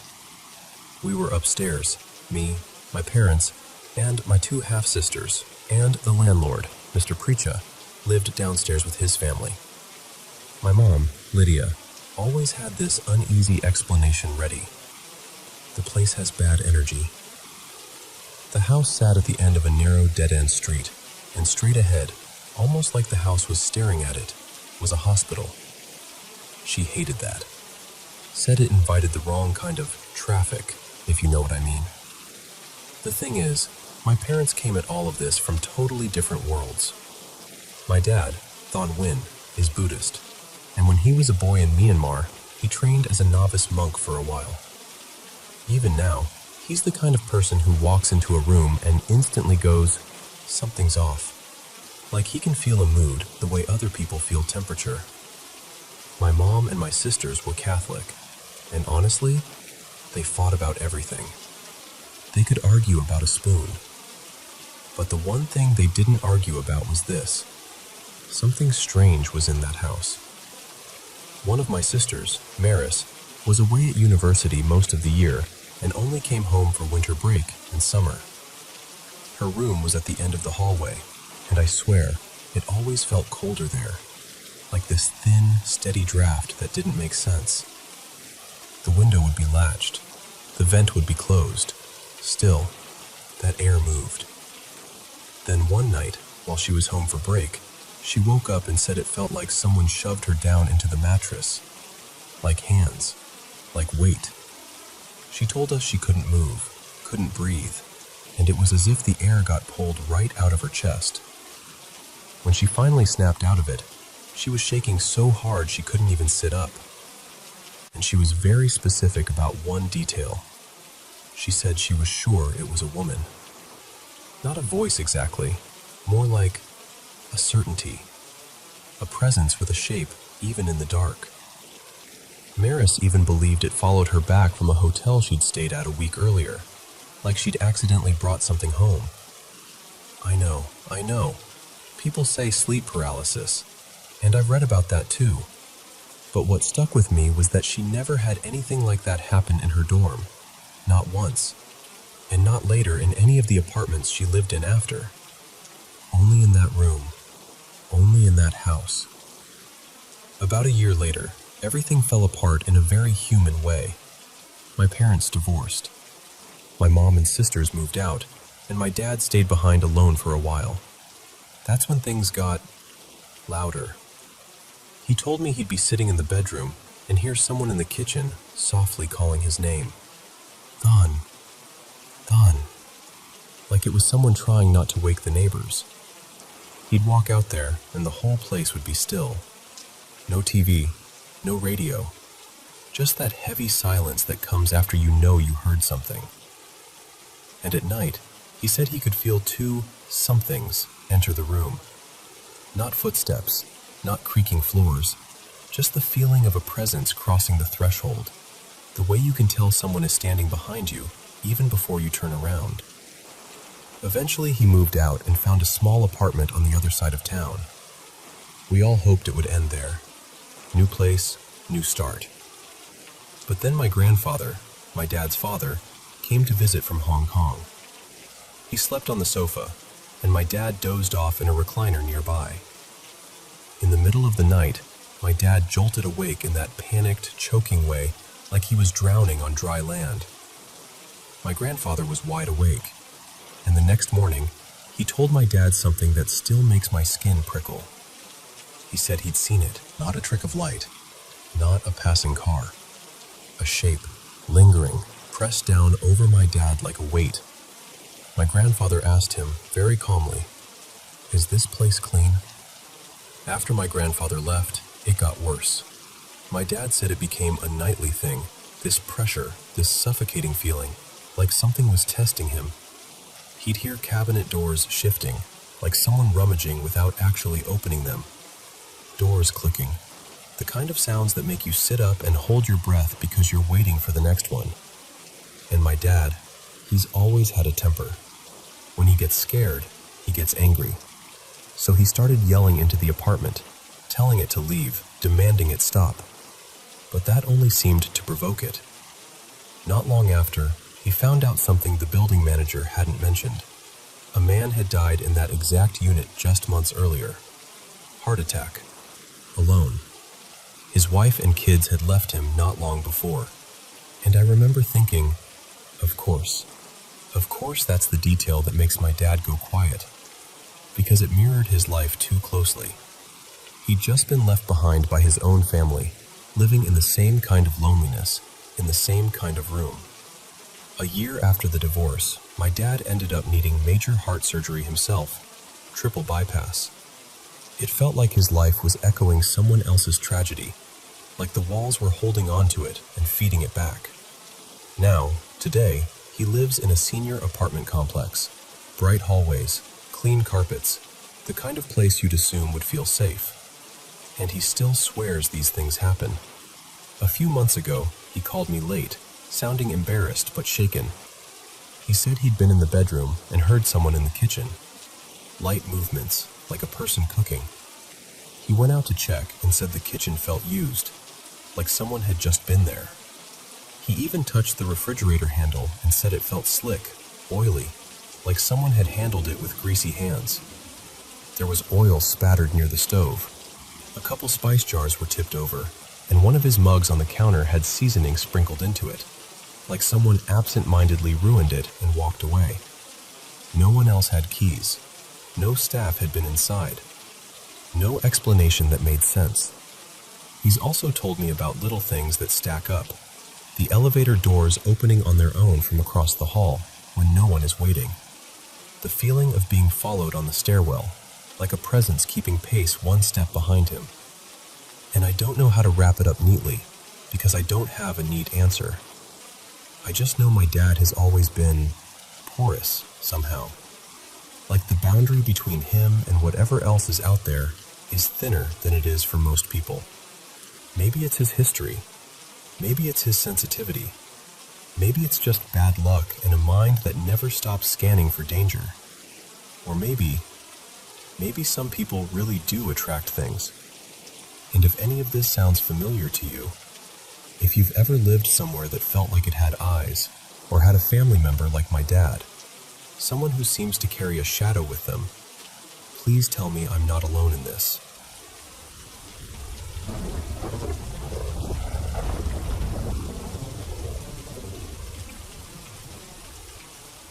Hey, thanks for letting me ramble a little. I promise I'm not trying to be dramatic, but I need to lay this out the way it's actually been happening, because it's starting to scare me in a really specific way. So, my partner Caleb and I moved into this unit in a 4-unit house in a historic neighborhood. You know the kind. Old trees, creaky porches, pretty on the outside, and everything inside has that 1920s bones feeling. The place used to be one big house before it got divided up into separate units, probably decades ago. What we didn't know, what no one thought to mention, and what we only started hearing later, is that this house has a reputation. Apparently, before the current owner bought it in the 90s, it had a shady stretch of years. People around the neighborhood talk like it used to be a spot for all kinds of illegal business. Rumors of a makeshift brothel, drug dealing, the whole whispered lore thing. And the unit we moved into? We're the ones with the attic access, where, according to local gossip, a lot of the worst stuff supposedly happened. People even hint that there was violence here, like real violence. Not, oh, spooky house violence. The kind that leaves people feeling weird even after the story's done being told. But here's the thing. We didn't move in because we wanted a haunted house experience. We moved in because it was available. It was close to where we'd been living, and it seemed fine. What makes this harder to brush off is that we used to live nearby. We watched couples move into this exact unit over and over. Different faces, different ages, different vibes, and more than once it ended the same way. Sudden relationship chaos. Like messy fights out of nowhere, breakups that seemed too fast for people who had been fine, and then someone would be hauling boxes back out within a month or two. Caleb and I aren't superstitious, so we always chalked it up to coincidence, stress, money, whatever. Life happens. Until it started happening to us. Because I swear to you, we were solid. Like, the kind of relationship you protect with your whole chest. We're the couple our friends roll their eyes at because we communicate, we apologize, we check in, we do the work. We've always felt like a team. We've even joked we're annoyingly healthy. And then we moved in, late spring this year, and it was like someone quietly swapped our personalities when we weren't looking. Almost immediately, we started snapping at each other. Not normal bickering. I mean irrational. Picking fights over nothing, misreading tone, feeling offended by tiny things, getting that sudden heat-in-your-face anger that doesn't even match what's happening. And it's not just one of us, it's both. Like we're both getting tugged into the same ugly current. Worse, we've both been having intense dreams, bad ones. The kind where you wake up with your heart racing and you're mad at the person next to you even though they didn't do anything. Dreams where the other person is cruel or distant or betraying you. Dreams that leave a residue. And here's the part that messes with my head the most. When we leave the apartment, like even just go sit in the car or walk a few blocks, something lifts. We can talk like ourselves again. We'll look at each other and be like, what was that? Why did I say that? Why did I feel like that? We're apologetic, but also genuinely confused, like we're reviewing footage of two people we don't recognize. Then we came home, unlocked the door, and it was like the atmosphere tightened, like we walked back into a room that doesn't want peace in it. And I know how that sounds. I do. If someone told me this story a year ago, I'd be like, okay, but are you sleeping enough? Are you stressed? Is it moving fatigue? And sure, moving is stressful, but this doesn't feel like stress. Stress makes you tired. This feels like something pressing buttons. On top of all that, there have been these small, creepy little things. Nothing movie level, but enough to make you freeze for a second. Cabinets we swear we closed sitting open when we come back into the kitchen. Couch cushions shifted in a way that doesn't make sense. And one day in the backyard, I touched the handlebar of an old bike we keep out there, and this weird, dark, oily gunk, like black residue, kind of spit out of the end. That one really got me, because it wasn't just, oh, maybe we forgot. It was physical, and it was gross, and it was sudden. Our dog Miso has been restless here too, pacing, staring down the hallway like he's listening to something. Not constantly, but enough that we've noticed. And we're not people who normally assign meaning to every little animal behavior. It just feels like the whole apartment has a hum to it, and none of us can fully relax. We've tried to do the responsible stuff. Therapy, long talks, being intentional, even praying, which we don't usually do as a go-to solution, but we're at that point where you start trying anything that might bring relief. And the scariest part is that we're starting to feel helpless. Not because we don't love each other, we do, deeply, but because we can't predict when we'll get pulled into that ugly version of ourselves inside these walls. And I want to be really clear, I'm not blaming Caleb. I'm not painting him as the villain. He's been acting unlike himself, and so have I. That's what makes it feel so wrong. We both keep looking back and thinking, that's not who I am. That's not how I love you. We're already trying to move out as soon as we can, like, actively. But until then, I don't know what to do. So if you're listening and you've been through something like this, something where a space seems to change people, what would you do? Would you cleanse it somehow? Ask someone to bless it? Open windows, burn something fragrant, put up protective stuff, whatever people do? I'm not above anything that's kind and harmless at this point. I just want us to make it through this with our relationship intact, and with our sanity. Because I love him. I love us. And I hate the feeling that the moment we walk through our own front door, we're not fully in control of the story anymore.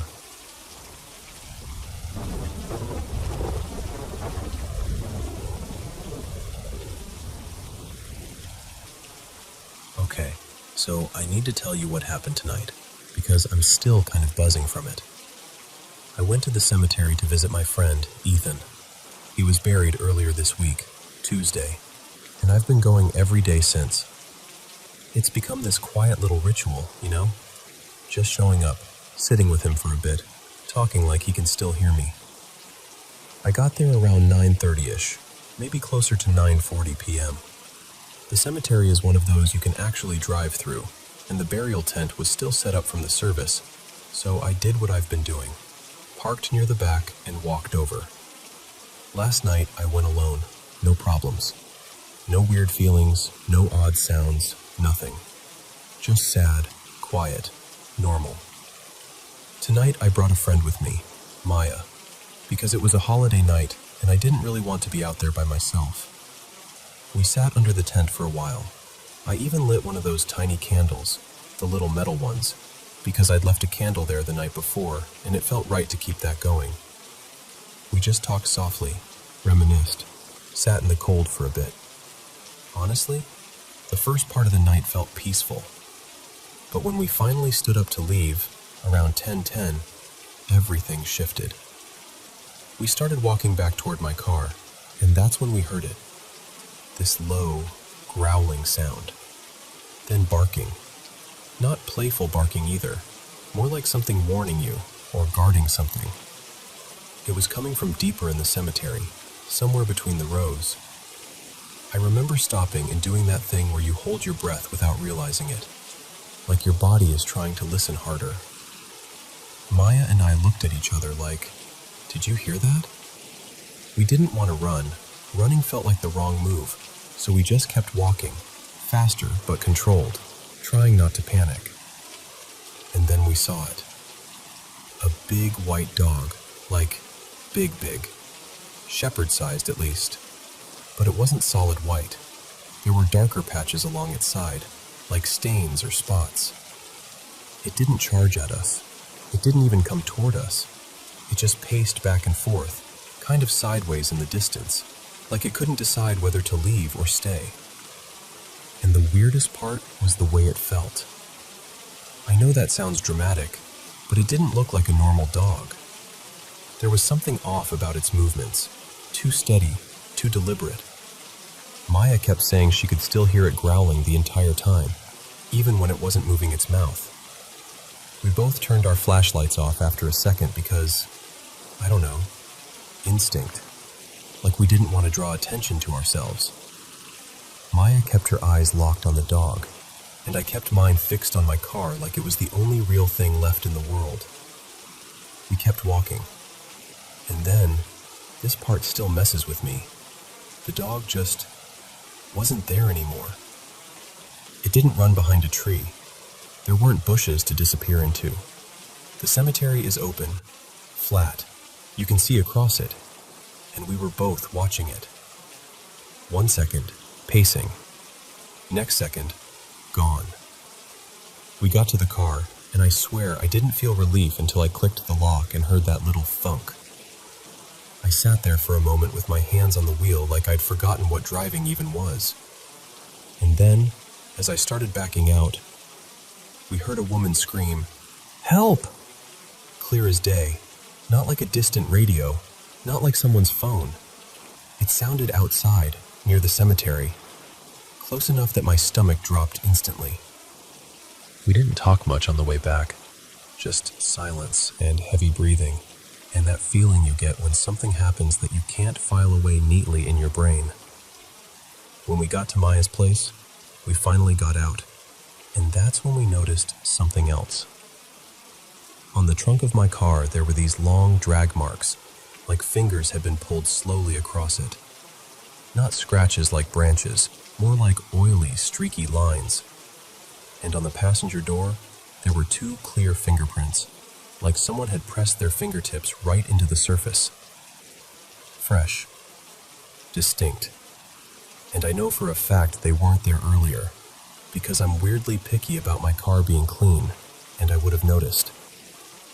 We stood there staring at it like, what are we even looking at?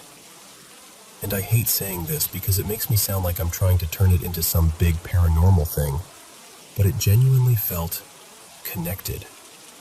Like the night didn't end when we left the cemetery, it followed us right up to the driveway. We didn't even think to take pictures at the time. We were too shaken. It was only later, when I calmed down a little, that I realized how badly I wished I had proof of what we saw. So now I'm sitting here, trying to make sense of it. Was it just a stray dog in weird timing? Was it someone messing with us? Was the scream even real? Or did our brains just fill in the worst possibility because we were already scared? I don't know. All I know is that it didn't feel normal. And I can't stop replaying that moment where the dog simply vanished, like it was never there at all. Have you ever experienced anything like this?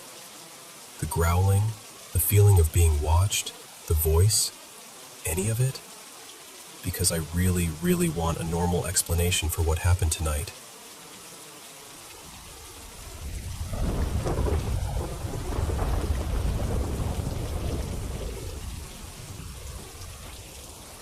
Welcome back, my friends, to the Paranormal M channel. It's freezing where I am. How's the weather where you are? Drop a comment below and let me know. Thanks for sharing your mysterious experiences with us, and don't hesitate to send in more new stories. Now, let's jump into today's mysteries. Be sure to subscribe and turn on notifications. Hey, so I've gotten a bunch of messages about my last post, and a few of the same questions keep popping up. I figured I'd just talk it out here, like we're sitting across from each other with a warm drink, and you're letting me ramble for a minute. Alright. First question I keep seeing: why don't you ask them for more information about their world? And I get why people are curious. I really do. But here's the thing. Most of the time, they're not from some far-off other world that they can describe like a vacation spot. They're here, in our world. The ones who haven't moved on? A lot of them have never seen anything beyond this place. So if I asked them about the other side, it'd be like asking someone who's never left their hometown what Paris smells like. Some spirits do drift in and out, like the kind that show up just to check on their sister, or their kid, or their best friend one last time. But the lingering ones are usually lingering for a reason.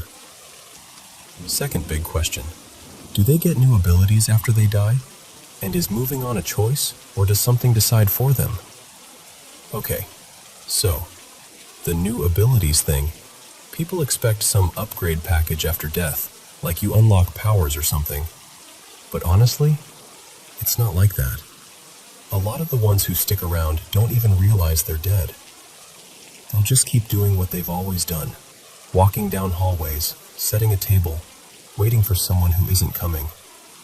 And yeah, that's when you'll see weird things like them drifting through a wall, or talking to someone who isn't physically there. It isn't always dramatic. Sometimes it's just sad, quiet, routine. Now, the ones who do know they're dead, those are the ones who can get playful or irritating.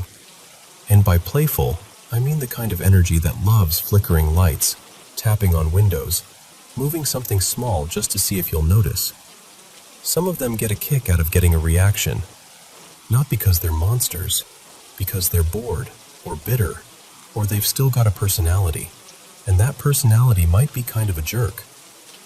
As for moving on, there isn't one single rule. It's different for everyone. Some move on right away, like the moment they're done here, it's like a coat drops off their shoulders and they're gone. No drama, no hanging around. They had no reason to stay.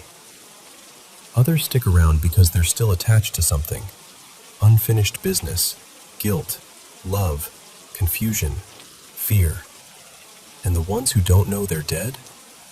They might only move once they finally complete whatever loop they're stuck in, or once someone helps them understand what happened. I knew one like that. His name wasn't Wyatt, but I'll call him Caleb. Caleb was stubborn. Not evil. Not scary. Just absolutely, deeply stubborn. He refused to move on because he was convinced he'd be punished, or swallowed up, or erased. He thought staying here, half present, half lost, was safer than whatever came next. And that's the part people don't always talk about. Fear keeps a lot of them here. Sometimes when a medium talks to a ghost who doesn't realize they're dead, it hits them like ice water. It can jolt them so hard they just blink out for a minute, like they pop out of existence and then come back disoriented. And if the person who confronted them is gone by then, that's when you get what I call wanderers. The confused ones who start actively searching for help because something inside them finally realizes, wait, something is wrong. Now, poltergeists, and then, yes, the last thing people always want to jump to, demons. Demons exist, and before anyone tries to twist my words, no, they're not typically skipping around pretending to be adorable little children, and they're not just randomly possessing every dusty doll in an antique store. Please don't come at me with that. I'm begging you. If something truly demonic latches onto a person or an object, it usually needs a way in, an opening, an invitation, a curse, a deliberate summoning by someone who thought they were being edgy and ended up being dumb. Sometimes they can be bound or trapped. Iron can help in certain cases, and so can specific protections, depending on what you're dealing with. But here's the honest truth. Most of the time, if you leave them alone, they'll leave you alone. They're not hanging around looking for strangers to ruin for fun. They react to provocation. They react to being called. They react to being messed with. So my advice is simple, and it's not even mystical advice. It's just practical advice. Don't invite things you don't understand into your home. Don't treat the unseen like a toy. And don't be an asshole. That's it. That's the whole rule.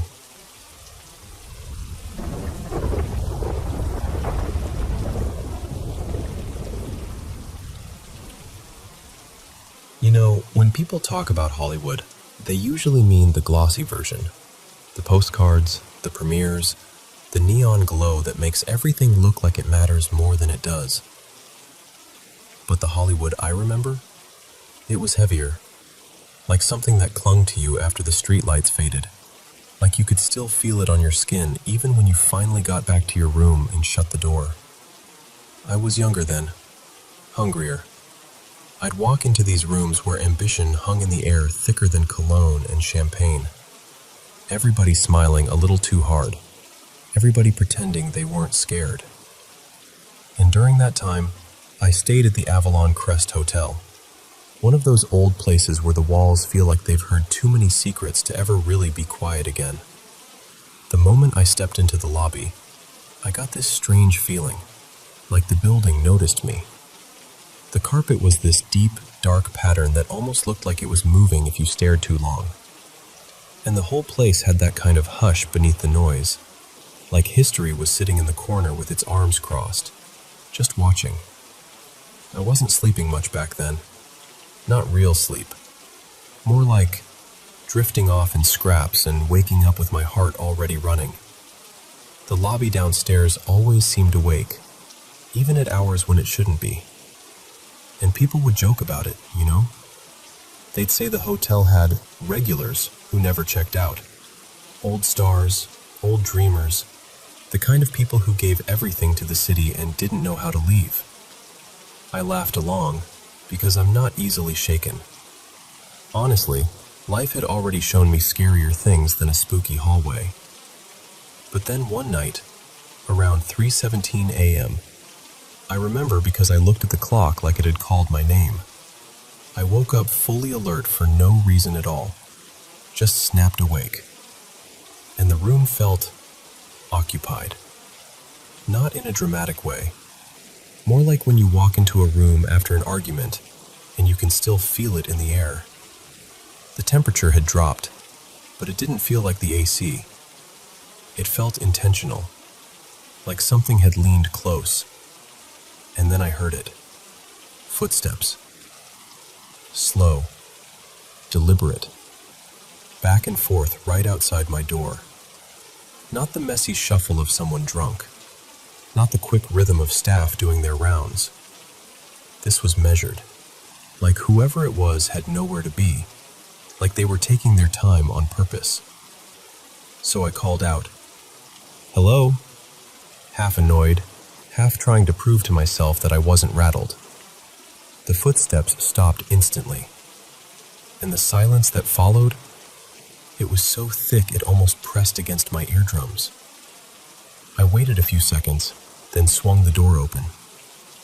Empty hallway. Just that faint buzz of lights overhead and the soft, swallowing quiet of carpet that eats sound. No shadow, no movement, nothing. I remember standing there thinking, okay, I'm exhausted. That's all this is. Because ambition does that to you. It starts haunting you from the inside when you've been running too hard for too long. But the next night, it happened again. Only this time, it wasn't outside. It was in the room. I was lying there, trying to force my eyes shut, when I heard a small sound, like a chair shifting, just a little. Like someone brushed past it without trying to be heard.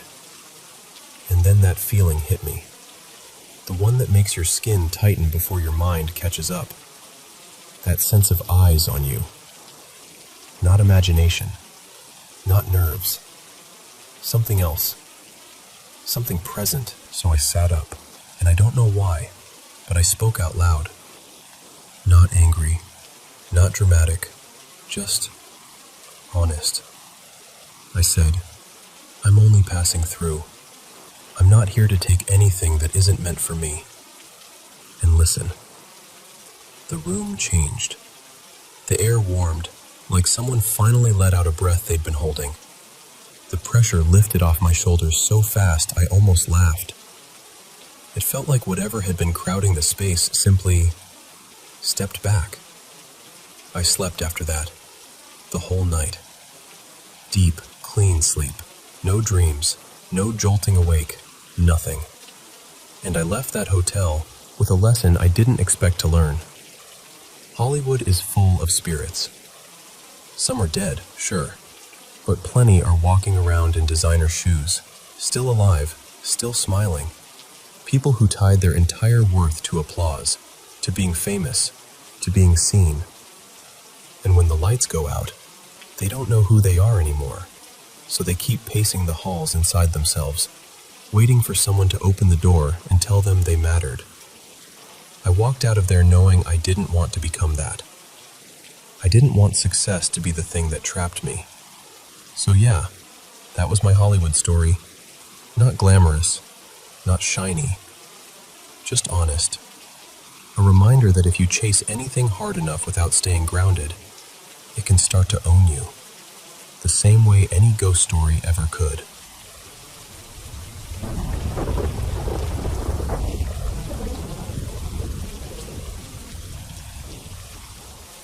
So, if you've seen Hamilton, here's the ghost story they don't put on stage. It's after midnight, when the financial district finally loosens its tie. The taxis thin out. The last bar doors click shut, and the whole neighborhood drops from a roar into this soft, constant electrical buzz, like the city is still awake, just whispering to itself. That's when Trinity Church changes. I'm not being dramatic. I mean, changes. The air gets sharper, like you just stepped into shade even though it's still summer. The iron gates give this slow, complaining creak, except there's no wind to blame it on. And the graveyard. The old stones in there seem to hold on to cold the way brick holds on to heat. Now, I've talked to people who work security nearby. No one likes to go on record, obviously, but quietly, off to the side, you'll hear the same thing. Guards requesting reassignment. Guards suddenly finding another job. guards refusing to take the late shift alone. Not because they saw something, because they heard it. Footsteps, not rushing, not stumbling. Measured, like someone knows exactly where they're going and is taking their time getting there. Gravel crunching in a steady back and forth near one particular spot. The grave of Elias Wainwright. Not a famous name the way people expect, at least not in textbooks. But if you know the city, if you know its bones, you know who I mean. The kind of man whose words built scaffolding for a whole nation and whose enemies hated him for it. They say he doesn't rest, and honestly, I believe it.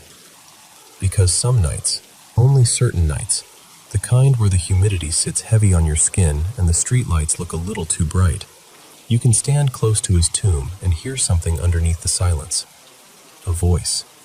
Low, urgent, fast, not singing, not performing, not charming anyone, arguing, like he's mid-sentence in a debate that never ended, like he's still trying to win a point that matters more than sleep, more than death.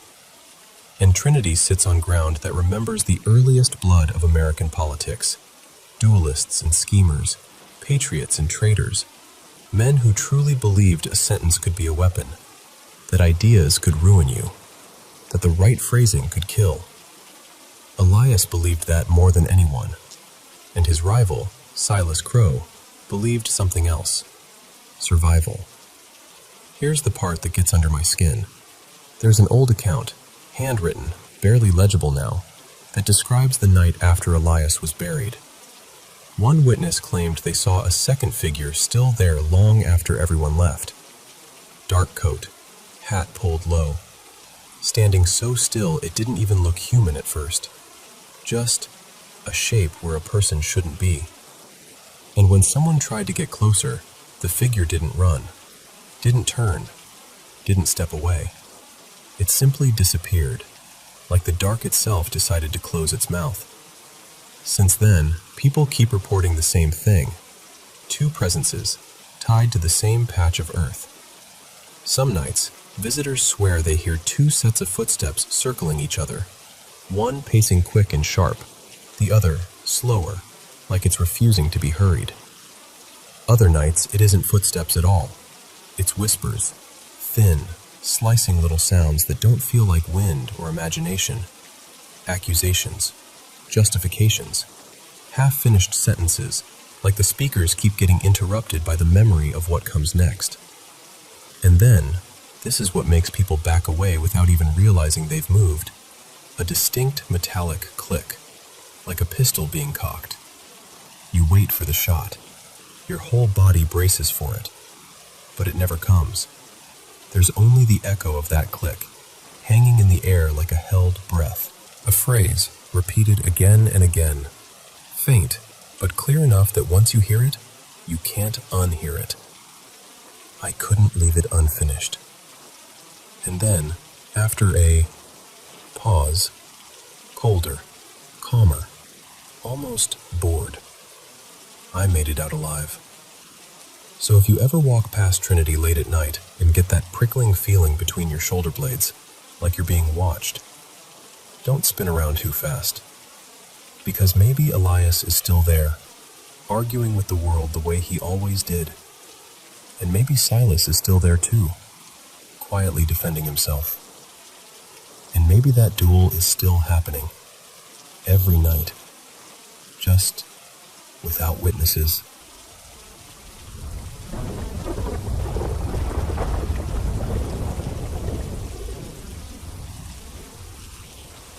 You know, there's this story I've carried around in my head for a while.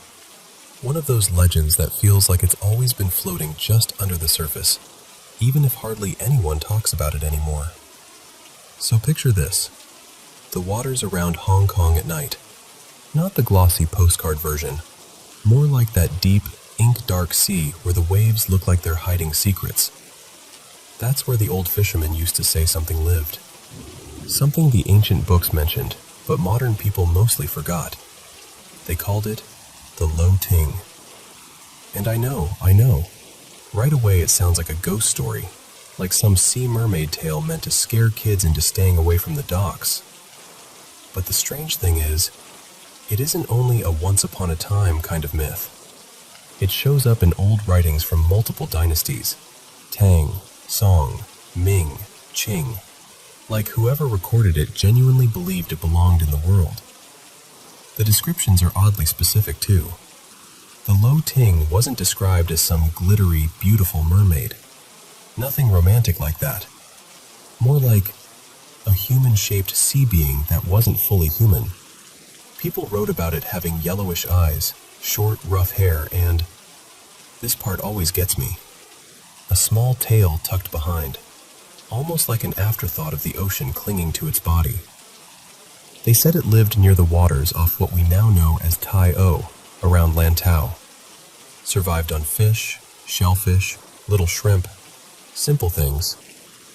And here's the detail that makes it feel less like fantasy.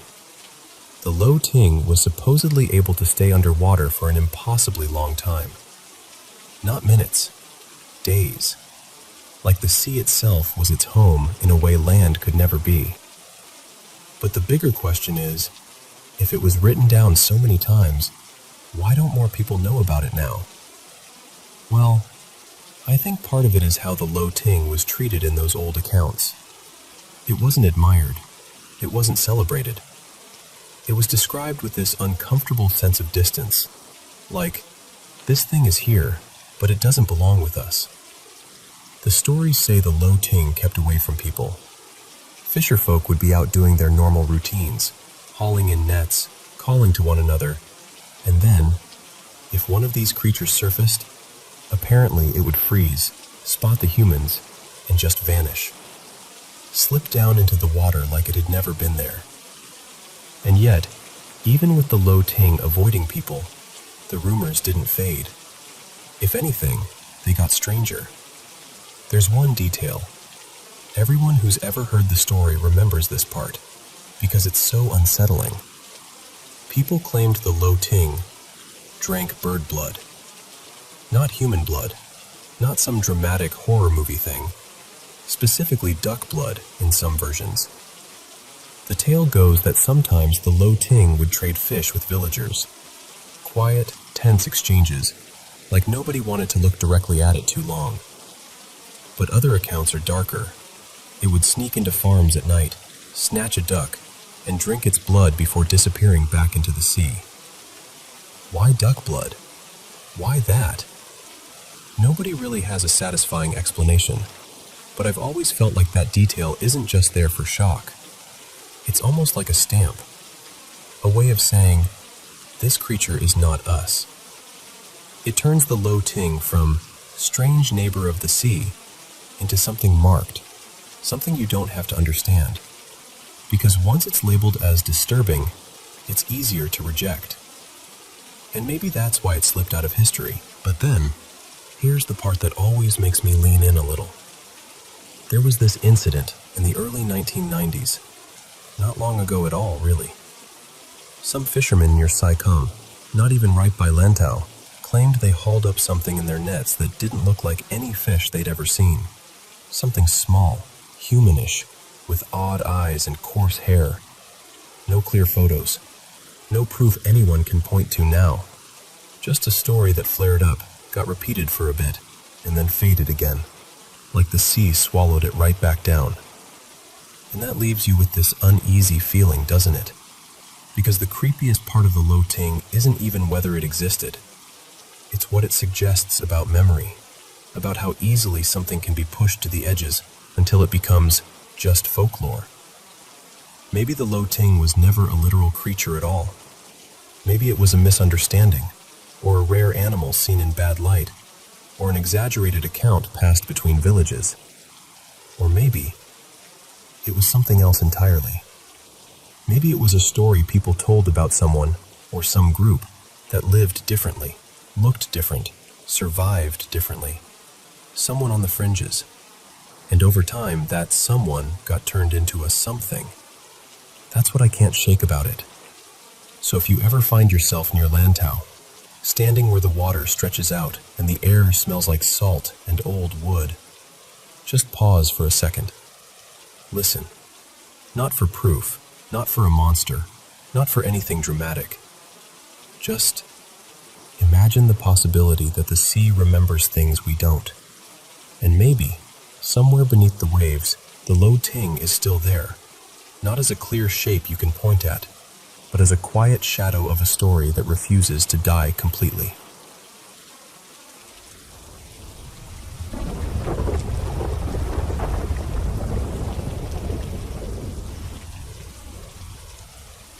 Hey, have you ever driven a mountain road at night?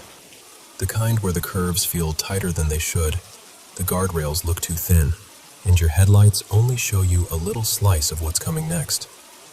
Or maybe you've gone through one of those long tunnels where the radio crackles for no reason, and your own engine sounds louder than usual. Okay, keep that feeling for a second, because that's where this story lives. Back in the late 90s, drivers around Japan started trading this rumor about a stretch near Mount Roko. Nothing official, just something you'd hear from a friend of a friend who swore they weren't making it up. They said, if you drove those winding roads too late, especially if you pushed your speed like you owned the night, you might notice someone in your rearview mirror. At first, it looked ridiculous. Just an older woman, small frame, hair all wild, a cardigan flapping like a little flag in the wind. The kind of person who shouldn't even be out there, let alone anywhere near traffic. And you'd think, is she walking? But then your eyes would focus. No, she wasn't walking. She was running. And not in a normal human way. She moved like her feet barely touched the ground, like the road itself was pulling her forward. People said she could keep pace with a car without even looking tired. Some swore she gained on them when they tried to speed up, like it was a game, and she was offended they thought they could win. They started calling her different things depending on where the story traveled. I've heard Nitro Nana. I've heard 100K Granny. Same idea, different nickname. An old woman who appears out of nowhere and chases you like you've done something you're not supposed to do. And the worst part isn't the image of her running. It's the pursuit. That sick little shift in your stomach when you realize you're being followed, and the follower shouldn't be possible. Because the stories always go the same way after that. You're alone in the car. It's late. Your hands tighten on the wheel without you meaning to. You check your mirror again and again like it's going to change the answer. And each time she's closer, still running, still gaining, her face calm like she's taking a morning stroll. Only her eyes aren't calm. They're locked on you, sharp and patient, like she's been waiting for your headlights to come along. Some people say she knocks on the window. Not a polite tap, more like a firm, insistent knock, right next to your ear, even though you're doing 80 or 90 and the glass should be the only thing you can hear. Other versions say she shows up beside the car without warning, right there at the edge of your light, matching your speed like she's floating. And then, in the darker retellings, she does something worse. She makes you lose control. Not by grabbing the wheel, not like a movie. Just by being there, by flooding your brain with panic until your instincts betray you. A slight overcorrection, a glance that lasts a half second too long, a foot that presses the wrong pedal because fear makes you clumsy. What's strange is how the legend spread beyond Japan and still kept the same heartbeat. In Thailand, I once heard a similar story about a spirit people called MysteryX, a woman who died in a late-night crash and now haunts riders on motorcycles. Different road, different country, same warning baked into the bones of it. Don't tempt the night, and don't assume speed makes you safe. Because that's what these stories are really about, aren't they? Not just a ghost, and there's always this moral tucked inside the legend like a folded note. She shows up for people who drive reckless, people who treat the road like a challenge, people who break the rules because they think the rules don't apply at night. Of course, there's no proof, no clear footage, No crisp photo with her face caught in the headlights. It's mostly anonymous posts and shaky retellings. People on forums insisting they saw her in a tunnel or heard footsteps behind them when there was no one else on the road. And honestly, the lack of evidence almost makes it worse, because it leaves just enough space for your imagination to do what it always does in the dark. So if you're ever driving late, mountain road, tunnel, empty highway, and you get that prickly feeling that you're not alone, do me a favor. Don't speed up to prove something. Just keep steady. Keep your eyes forward. And whatever you do, don't look in the mirror too long. Sometimes the scariest part of a chase is realizing you're the one who started running first.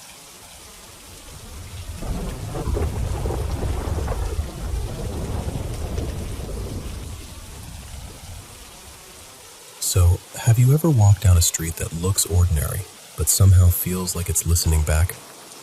There's a road in North Point. People call it Tsatsimui Road now, but older folks still slip and call it the old name, like they're afraid to let it go. And whether you believe in ghosts or not, I swear there's a kind of hush that hangs around that stretch, especially when the evening air turns damp and the neon starts to blur at the edges. Let me tell you why. A long, long time ago, before all the reclamation, before the towers, before North Point became North Point, that area was basically a small fishing village. Poor, close-knit, the kind of place where everyone knew whose boat came home late and whose lantern stayed lit too long. And in that village, there were 7 girls.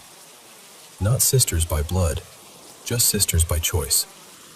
They were the kind of kids life had already bruised early. One had lost her parents to fever. Another had been left behind by a family who simply moved on without her. One of them was taken in by an aunt who treated kindness like it cost money. Different stories, same loneliness. So they made each other their home. They used to meet near the shore after chores, hair still damp from washing clothes, bare feet sandy, hands linked like it was a promise you could physically hold. And one night, they made a vow. No husbands, no leaving, no being given away like property. They'd stay together, always. Here's the part that still hurts to say out loud. The 4th girl, her name was Meilon in the version I first heard, though people argue about names, was suddenly promised to a fisherman's son. Not asked, promised, like it was a trade. She begged, fought, refused, cried herself sick, but the village elders called it fate, and her guardian called it gratitude. And her friends, they couldn't stand the thought of losing her. So the 7 of them went down to the water at night. Not screaming, not dramatic, just quiet.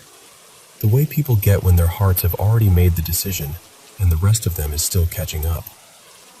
They walked into the sea together, hands tangled, shoulders touching, and let the tide take them. The next morning, the village searched. Days passed. Weeks. Storms came. Still no bodies. But then, this is the detail everyone remembers. After one especially low tide, people saw 7 shapes out near the shore. Not boats. Not driftwood. Rocks. 7 of them, lined up in a slight curve, biggest to smallest, like someone had arranged them with care. And when the water pulled back far enough, the rocks looked, truly, like 7 girls standing in a row, hands almost touching. The villagers started calling them the 7 Lantern Rocks, because at dusk, the wet stone sometimes caught the last light and gave off a faint shimmer, like old paper lanterns refusing to go out. And the bay around them became the kind of place you didn't visit alone. Over the years, the stories grew the way stories do, breathing bigger with every retelling. People said if you went too close, you'd hear whispering under the waves, like voices trying to remember songs they used to sing. Some said they saw figures in the fog, 7 slim silhouettes, hair hanging heavy, dresses clinging like they'd just stepped out of the sea. My favorite, in the scariest possible way, is the one about the dock worker. He was cutting across the beach late, tired, annoyed, thinking only about getting home, when he noticed a soft glow out by the rocks. Not bright, not dramatic, more like moonlight caught in breath. And that's when he heard it, crying. Gentle at first, almost polite. Then clearer, women's voices calling, not yelling, just beckoning, like they already knew his name. He turned, and he saw them. 7 girls, hand in hand, feet barely touching the sand, drifting toward him as if the tide itself had learned how to walk. He ran so hard he tore the skin off his heel, and he never went near that bay again.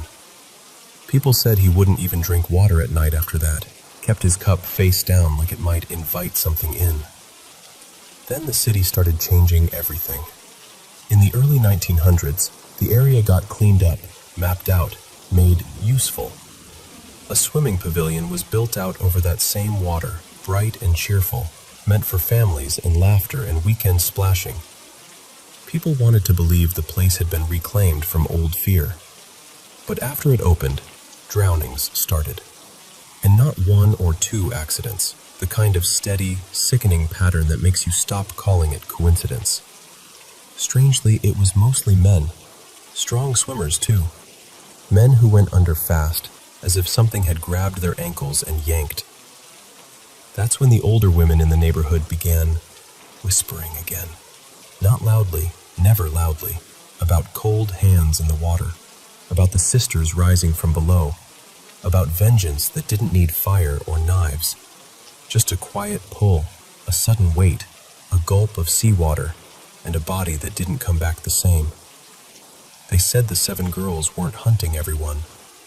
They were hunting men who were cruel, men who laughed at women's fear, men who treated promises like chains and girls like bargains. And then, of course, came the reclamation. The coastline shifted. The rocks disappeared beneath new land and deeper water, swallowed by concrete and progress and the city's endless hunger for space. But the name stayed. And the feeling stayed too, like the story soaked into the pavement. Someone I met years ago, an older neighbor named Uncle Y. Kit, told me about one evening when he was young. He and a few friends were walking home, cutting through a narrow alley off the main road. Nothing strange, just dim light, trash bins, the smell of rain coming. Then they heard it, a woman sobbing.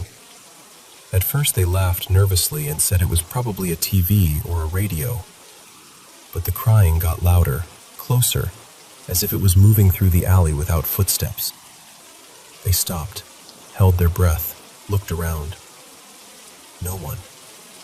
Not a silhouette, not a doorway opening, not even the shuffle of someone turning away. Just the sound, raw, aching, filling the empty space. And then it stopped. Not fading, not trailing off. Stopped, like a hand had pinched out a candle. Uncle Y. Kit told me he still avoids that alley. Not because he's scared of ghosts, he said, but because some grief shouldn't be disturbed. There's one more story. This one gets told in the lowest voices.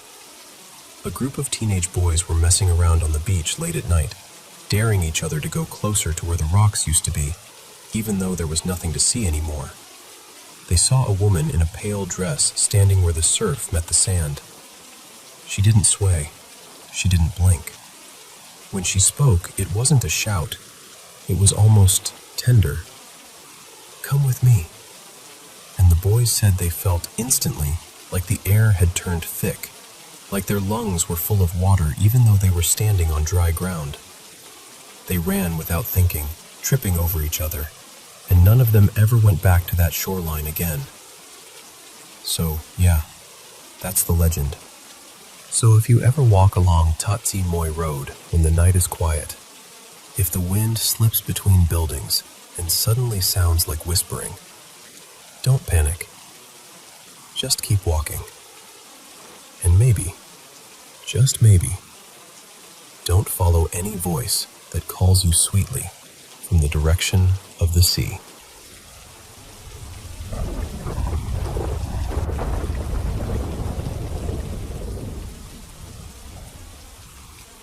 Okay, so this is something I heard years ago on a Thai ghost story radio show. One of those late-night ones where callers swear they're telling the truth. And I still get chills thinking about it. The storyteller was a woman named Molly. Not her real name, obviously, but that's what they called her on air. She said this happened when she was younger, when she was broke in that very familiar student way. Counting coins, stretching instant noodles, doing whatever it took just to make rent. Back then, Molly shared a tiny dorm room with another student. Let's call her Pim. 2 single beds, 1 small closet, a fan that barely worked, and a bathroom that always felt slightly damp no matter how much you cleaned. Their plan was simple: share the room, save money, survive university. Pim was the type of roommate you'd pray for. Quiet, polite, always studying. She kept her side of the room neat, spoke softly, and had this routine: class in the morning, straight back to the dorm after. No partying, no drama. She didn't really bring people over either. Molly, on the other hand, worked nights, so her schedule was flipped. She slept during the day and left for work in the evening. Most of the time, they were like ships passing in the same room. Then one week, Molly got assigned work out of town, about 6 days. Before she left, Pim asked her something that Molly didn't think was strange at the time. She said, kind of carefully, "Are you sure you'll be okay if you come back and I'm not here?" Molly laughed. She assumed Pim just wanted to spend time with a boyfriend or crash somewhere else for a bit. So Molly told her, "Don't worry, I'm not a kid. I'll be fine." And then Molly left. During the trip, everything looked normal online. Molly said she still saw Pim's social media activity, little shared posts, random quotes, the occasional meme. Nothing dramatic. Nothing that screamed, "Something is wrong." Near the end of the trip, Molly tried calling Pim to say she might come back late because her coworkers were dragging her out for dinner. But Pim didn't pick up. Molly shrugged it off. Dorm life is like that. People forget their phones, fall asleep early, get busy. The next day, Molly finally returned. She unlocked the door and walked in. And Pim was there, sitting on her bed, flipping through a book like she always did. Calm, normal, even gave Molly a small smile. Molly remembered thinking, oh, she didn't go anywhere after all. They chatted a little, nothing deep. The kind of tired conversation you have when you just want to shower and collapse. Pim even stood in front of the mirror, brushing her hair slowly, like she always did before bed. Molly took a shower, dried off, crawled into bed, and fell asleep. Later, Pim said she needed to step out for a bit. Something about buying toiletries, and slipped out of the room. The following morning, Molly woke up to the room being empty, which made sense. Pim would be in class. Molly went downstairs to grab breakfast at the little food place under the dorm, one of those spots with metal tables and plastic chairs, where everyone talks loud and the fried garlic smell clings to your clothes. And while she was waiting, she heard people complaining. "Something stinks. It's disgusting. I swear it's like something died." They were talking about a rotten smell coming from one of the rooms upstairs. Molly paused and listened, because her room was upstairs too, but she honestly couldn't smell anything. She even sniffed her shirt like an idiot just to check. When she went back up, a neighbor in the hallway asked her, "Do you smell that? It's horrible." Molly said no. She meant it. She didn't smell a thing. The next day, things escalated. The dorm owner came up with her nephew and knocked hard on Mally's door. When Mally opened it, the nephew looked tense, like he'd already decided something was wrong. He said, "The smell is coming from here. I need to come in and check." Mally was confused, but stepped aside. Of course she did. What else can you do when someone's insisting your room reeks? The nephew walked in, took maybe 3 steps, and then his entire face changed. He froze, like his body forgot how to move. And then he ran out of the room so fast he almost tripped, screaming, this raw, terrified scream that turned Mally's legs cold. The dorm owner grabbed his arm, demanding to know what he saw. The nephew was shaking, eyes wide, breathing like he'd been underwater. After a moment, he forced himself to go back in. And then, almost immediately, he collapsed near the doorway, crying and shouting like he was having a panic attack. At that point, Mally and the dorm owner rushed inside. And that's when Mally saw it. In the bathroom was Pim. Not Pim sitting on the bed. Not Pim brushing her hair. Pim's body. She had hanged herself. Her face was swollen, her tongue protruding, and the smell hit Mally all at once like a wall. The kind of smell that makes your stomach flip even before your brain fully understands what you're looking at. Mally said she remembers seeing dark stains, fluids, the awful signs of time passing in a room that's too small for death to hide in. The police arrived. Medical examiners came. And then the part that made the whole dorm go quiet. They estimated Pim had been dead for about 9 to 10 days, meaning she died on the very first night Mally left town. So when Mally came back and saw Pim sitting there, reading, smiling, brushing her hair, that couldn't have been real. They searched Pim's things and found a notebook. Inside was a short note, nothing dramatic, just the kind of exhausted sadness that hurts more because it's plain. Something like, I tried. I really tried. But I can't do it anymore.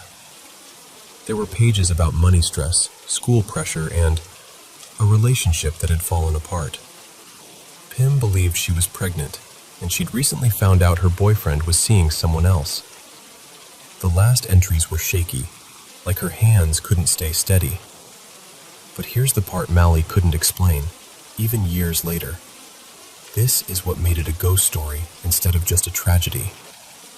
Mally had lived in that room for days, with Pim's body in the bathroom.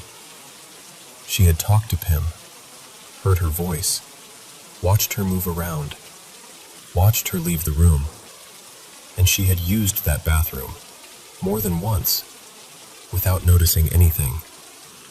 Most people who heard the story had the same theory.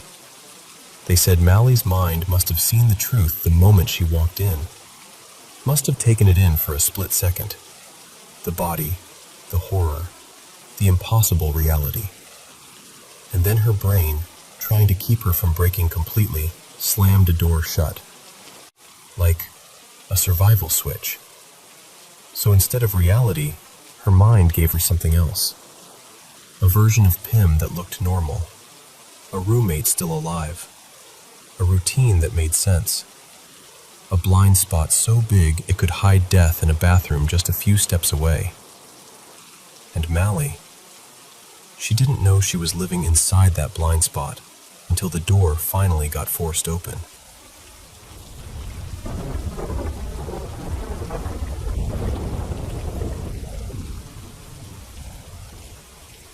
Hey, so I'm a medical examiner now, and I don't usually share stories like this. Honestly, I kept this one tucked away for years, even before I ever worked around a morgue. But it's been sitting in the back of my mind lately, and I figured maybe saying it out loud to someone who will actually listen is the only way to make sense of it. Back when I was in my early 20s, I was still in college. Biology track, pre-med, the whole everything has an explanation mindset. I had this friend, Lena, and one weekend we decided to go hiking near the Natchez Trace. Not the busiest part either. One of those stretches where the trees close in and the world gets quieter with every step. We'd heard the usual rumors. Haunted woods, strange feelings, people seeing things they couldn't explain. I rolled my eyes at it, of course. I mean, I was the science guy. I didn't do spooky legends. Anyway, we're walking side by side, and Lena suddenly slows down and lifts her phone like she's lining up a shot. She says she saw something ahead, some kind of animal maybe, just standing there at the edge of the trail. I didn't see anything. I remember squinting into the distance and seeing nothing but trees and shadow. She snapped a photo anyway, quick and nervous, like she didn't want whatever it was to notice her. We didn't talk about it much in the moment. We just kept moving. A minute or two later, maybe less, I drifted a little ahead of her, not far at all. And that's when I saw it. This circle. Not like a ring of mushrooms or a patch of trampled grass. I mean a perfectly defined circle, like somebody took a compass and cut it out of the forest floor. Inside it, nothing. No weeds, no grass, no low little plants trying to reclaim space. Just bare earth, dead-looking and clean in a way nature usually isn't. And I remember thinking, that can't be right, because nature doesn't do that. Not neatly, not without a reason. Even a sick patch of ground still tries to grow something. I stepped closer and looked around the edge, trying to figure out what I was even seeing. Was it chemical runoff? Old fire damage? Disease? Animals? My brain was sprinting through explanations, because that's what I did. I categorized things until they made sense, but standing near it made me uneasy. Not scared exactly, more like my body knew something was wrong before my mind could label it. And then I did the dumbest thing you can do when you're trying to prove you're not nervous. I stepped into it. Just a couple steps, then one more. And before I realized it, I was standing right in the middle. And here's the part I still can't explain to you in a way that feels rational. The anxiety disappeared the moment I hit the center. Like somebody reached into my chest and gently unplugged the fear. Not in a drugged way, not fuzzy, just calm. Clean calm. A stillness so complete, it felt like my thoughts had space between them. And then Lena came running up behind me, and I'll never forget the sound she made, like a gasp that turned into a shout. "Get out of it, now!" The way I turned and saw her face, and it actually startled me more than the circle did. She was pale, shaking, eyes wide like she'd seen something that rewired her brain. I stepped out immediately, because whatever was happening, she looked like she was watching me walk into a trap. Lena grabbed my arm and pulled me away, like she couldn't stand the idea of me being close to it. Once she could talk, she admitted she'd noticed the circle first. That's what she'd been taking a picture of earlier, not an animal. She'd wanted to show it to me because I was the logical one. She wanted me to give her some tidy explanation for how a circle like that could exist naturally. But she never expected me to step into it, because she'd heard the legend. Apparently locals had stories about it, about women meeting out there long ago, dancing in circles in the woods, calling something up that never really left. And the way the story goes, if you stand in the center, you're not alone anymore. You feel watched. You feel a presence right at your back, like you've stepped into someone else's space and they're noticing you. The weirdest thing is, I didn't feel watched. I didn't feel threatened. I felt safe, peaceful. Like for the first time all day, I wasn't carrying my own weight. But the silence, God, the silence, that part was real. When I was in the center, it was like the forest held its breath. No rustle, no birds, no bugs, nothing. The kind of quiet that should make your skin crawl. And yet, it didn't. That's what still bothers me. Not the legend, not even the barren circle itself, though that alone makes no sense. It's the fact that something that should have set off every alarm in my body did the opposite. It soothed me. So I don't know what to do with it. I've turned it over in my head for years. Soil composition, fungus, chemicals, old burn scars, anything. But I keep coming back to that same impossible image. A perfect circle where nothing grows, season after season. and the strange, unsettling peace waiting right in the center of it. And I'm telling you now because I don't live anywhere near there anymore, and I still think about it sometimes, usually late at night, wondering what I stepped into, and why it didn't want to scare me at all.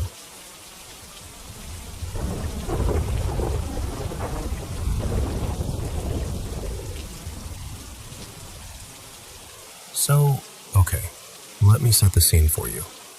My husband Evan and I just moved into this little starter house. Nothing fancy, but it felt right. It's tucked in this neighborhood I grew up around, like 5 minutes from my old high school. The building isn't a school anymore, shut down years ago after a bunch of messy staff drama. And I won't lie, there was something comforting about being near a place that used to be such a big part of my life. Plus, there's this gorgeous walking trail practically at the end of the block, and a creek runs behind the tree line like it's just always been there, minding its business.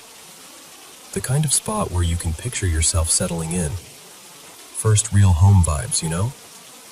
Anyway, a few nights after we move in, Evan falls asleep early, and I'm out on the couch doing what I do best, turning on comfort TV like I pay the bills with it. And yes, it was Scooby-Doo. Don't judge me. I'm not defending myself. I'm simply living. We have one of those remotes with the big shortcut buttons. Netflix, Disney+, Apple TV, and Max. Easy. I put Scooby on, and at some point I pass out with it still playing. Morning comes. We wake up and the TV is on YouTube. At first I'm like, okay, whatever. Evan basically breathes YouTube, so it didn't seem weird. Until he looks at me and goes, "When did you switch it to YouTube last night?" And I'm like, I didn't? Because here's the thing. YouTube isn't one of the shortcut buttons, and on our TV you can't even get into it without picking a profile first. It's annoying. Like, extra steps annoying. Not something you accidentally do half asleep. But we shrug it off. Technology glitch. Remote got sat on. Gremlins. Whatever. 2 days later, Evan's at work. I have the day off, but I'm still working, sitting on the couch with papers everywhere, doing that thing where you turn messy notes into something clean and official. It's boring, but it's my routine. It's normal. The house is quiet. Too quiet. And then I hear a cough. Just a cough. Like someone clearing their throat somewhere down the hall. I freeze for a second, but then I tell myself it's probably the neighbors. Sound carries weird in certain houses, right? So I go back to my notes. And then, no, seriously, then I hear Evan's voice, plain as day, from the bedroom. He says my name. Not like a random noise. Not like the TV. Like Evan, calling for me the way he always does. My whole body went cold. That instant, prickly, full body, something is wrong feeling. I walk straight to the front window and look out at the driveway, because he took my car that morning. And sure enough, no car. So it's not him. There's no way it's him. And I'm standing there, staring like I'm trying to logic my way out of panic. And then it happens again. My name. From the bedroom. And again.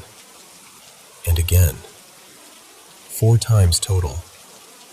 I don't even remember grabbing my shoes, but I just left. I went outside and walked the trail like I could outrun my own thoughts. I kept telling myself, you are stressed. You're tired. You're in a new house. Your brain is being weird. I tried to breathe it into the back of my mind. Eventually I come back, sit down, and force myself to keep working like I didn't just hear my husband's voice in an empty bedroom.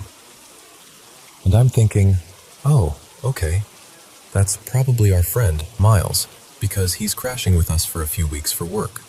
No big deal. So I glance back without even fully standing up, and I see shoes. But they aren't Evan's shoes. They aren't Miles's shoes. They're these wrong shoes, like the kind you notice because they don't belong in your space. The shape was off. The vibe was off. I don't know how else to describe it. I spin around, fast, and there is nobody there. Nothing. Empty kitchen. Quiet house. My water bottle still cold in my hand, like I'm in some kind of prank I didn't agree to. And that was the moment where the fear stopped being a quick spike and turned into something heavier, something that sat on my chest. Because after that, being in the house started to feel suffocating. Not like, oh, I'm creeped out. Like, I can't think straight in here. Like the air is thicker. Like everything that normally makes me feel competent, organized, sharp, calm, just drains out of me the second I step inside. I would lose things. I'd forget what I was doing mid-task. I'd start a sentence and completely blank. And I'm not someone who usually feels scattered. It was like my brain was getting fogged on purpose. Evan felt it too.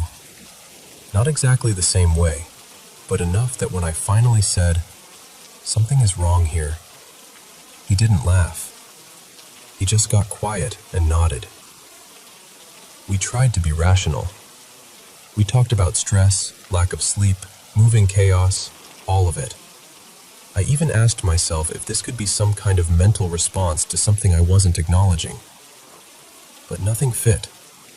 And honestly, even if it was stress, stress doesn't usually imitate your husband's voice from an empty room. So, we decided to bring someone in. A priest. I know how that sounds. I do. But at a certain point, you stop caring how it sounds when you're living it. He came by and did a blessing, and he explained there's a whole process for anything more serious, and that made sense to me. I actually appreciated that he didn't act dramatic about it, just calm, methodical, like he'd done this before. But even after that, things didn't completely stop. And then, this part still gets me. Our neighbors ended up coming over one afternoon. Their toddler has this little hobby of sprinting up to our porch and ringing the doorbell and taking off like a tiny chaos athlete, so they came to apologize. They seemed sweet, and we ended up chatting for a long time, like hours, because it turns out we have mutual friends, and the conversation just flowed. And eventually, I worked up the courage and said something like, "Okay, this is going to sound weird, but have you ever noticed anything off around here?" And she just stared at me for a second and went, "Yes." Like it wasn't even a question. She told me things shift around in their house. Small stuff, but constant. Like objects that don't stay where they're put. And sometimes they hear voices when nobody's speaking. She said it casually, but her eyes didn't look casual. Then she mentioned she'd asked around, other neighbors, older folks who've lived here forever, and she found out the area was once part of an old burial site. Not officially marked anymore, and over time the land changed because of flooding and storms, and parts of the neighborhood were raised and reshaped. Basically, the ground we're on has been moved and rebuilt and layered over and over. And what used to be there didn't exactly get a say in the matter. And here's the thing. I'm not automatically terrified of the idea of spirits. If something is just there, existing, fine. I can live with unseen. I can live with unexplained. But what I can't live with is feeling threatened in my own home. That's the line. So we're still figuring it out, still taking steps, still trying to get our footing in a place that was supposed to feel like comfort and familiarity, but keeps pressing in like it doesn't want us to settle.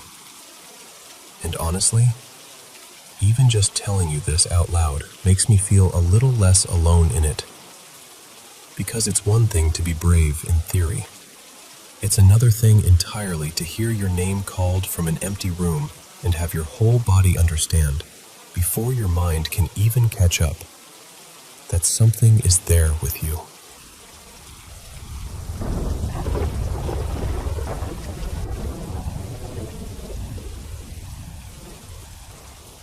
Hey, so if we haven't met, I'm a medical examiner. And yeah, I know how that sounds when I say I've had my share of experiences with the paranormal. But I need you to understand something up front. We always try to debunk things first. We look for the boring explanation before we even let ourselves consider the weird one. Most of the strange stuff I've dealt with has stayed inside the morgue walls. This one didn't. And technically, it didn't even happen to me. It happened to a coworker of mine. I'll call her Marisol. Marisol is the kind of person who holds everything together. Work, home, all of it. Like she's constantly balancing glass plates. She's also the kind of mom who can't leave a room without making sure her kid feels safe. Her son is 6, and I'll call him Eli. He's glued to her whenever he can be. Total mom has to be within eyesight type of kid. Anyway, this happened a couple weekends back. Marisol had stayed a little later at the morgue to finish up some paperwork that would have otherwise landed on my desk.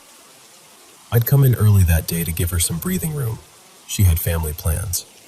And she insisted on returning the favor by wrapping up the admin stuff. We said our goodbyes, and she headed home. That night was completely normal. Dinner, bath, pajamas, the whole routine. She took a quick shower once Eli was settled, got ready for bed, and went to do the last check-in. Kiss goodnight, adjust the blanket, the usual. But when she got to his room, the door was open. And here's the thing. That door is never open. They've got one of those child safety covers on the knob, and Eli has never been able to work it properly. He sleeps in this little race car bed, bright red, plastic, the kind of thing you'd expect a kid to love, and he was out cold. Not stirring, not fidgeting, just completely peaceful. The open door was the only thing that didn't fit. Marisol paused for a second, stared at it like, okay, how? But she brushed it off, kissed his forehead, pulled the door shut, and went to her bedroom. She mentioned it to her husband, Caleb, in that casual way you mention something that feels odd but not alarming yet. And Caleb was like, I shut his door earlier. He sounded sure. So Marisol did what we all do when we're exhausted. She grabbed the most reasonable explanation and held on to it. Maybe Eli got up and somehow managed the knob cover. Maybe it didn't latch all the way. Maybe one of them misremembered. They didn't check the camera that night. Not yet. It didn't feel like a camera situation. They finally fell asleep around 2 a.m. Then, around 3:10, Eli came running into their room, sobbing so hard he could barely breathe, like full-body panic. Not a bad dream, I need water cry. This was terror. Marisol sat straight up, instantly alert, and Caleb was right behind her asking what happened, trying to calm him down. Eli kept repeating, "He opened it! He opened it!" And Marisol's stomach just dropped. They checked the baby monitor footage. And this is where it turned from weird to, what do we do with this? On the video, Eli is asleep. You can see his little chest rising and falling. The camera doesn't point at the door. It's angled mostly toward the bed because Eli has a health issue and they want to monitor him while he sleeps. It's also an older camera they pulled from storage after their newer one started glitching earlier that same week, so the video quality isn't great. But you can see the hallway light spill in when the door opens. And on the footage, that light appears. The door opens while Eli is still asleep. Eli wakes up fast, like he felt it. He turns his head toward the door and he says something. You can see his mouth move, like he's responding to someone. But the audio doesn't pick it up, and the camera is too fuzzy to read his lips clearly. Then the next clip is him bolting out of bed and running down the hall. Marisol asked him, as gently as she could, what he saw, and Eli told her there was a man. A big man. Wearing a hat. And he said the man's eyes were glowing, Marisol asked, "What did he say to you, honey?" And Eli said, "He told me, go away. Not, I'll get you. Not, I'm in your room. Just, go away." Like the man was annoyed that Eli noticed him. Like Eli was the one who wasn't supposed to be there. Since that night, Marisol has noticed small things. Doors left open that swear they shut. A cabinet not quite right. A toy showing up in a different room than where it was left. The kind of stuff you can write off if you're trying to protect your sanity. And Eli hasn't seen the man again. He has said a couple strange little comments here and there, mostly when he's playing with a neighborhood friend, a little girl around his age. But honestly, those sounded more like regular kid imagination stuff. Nothing that lined up with what happened that night. That's what keeps bothering Marisol. Because when kids invent things, it's usually, robots, monsters made of slime, superheroes. Not a dark, towering man in a hat with glowing eyes opening a bedroom door while you're asleep. So, I'm telling you this because I'm curious what you think. Is it something paranormal? Is there a normal explanation we're missing? Air pressure, a bad latch, a camera illusion, sleep terror layered on top of a coincidence? Or is the simplest answer really just that two sleep-deprived adults are finally hitting the wall, and their brains are turning ordinary life into a horror movie? I don't know, but I'll tell you this. When the most unsettling part is the absence, no footsteps, no shadow, no one visible, just the door opening and a child reacting to someone who isn't there. That's the part that sticks with you.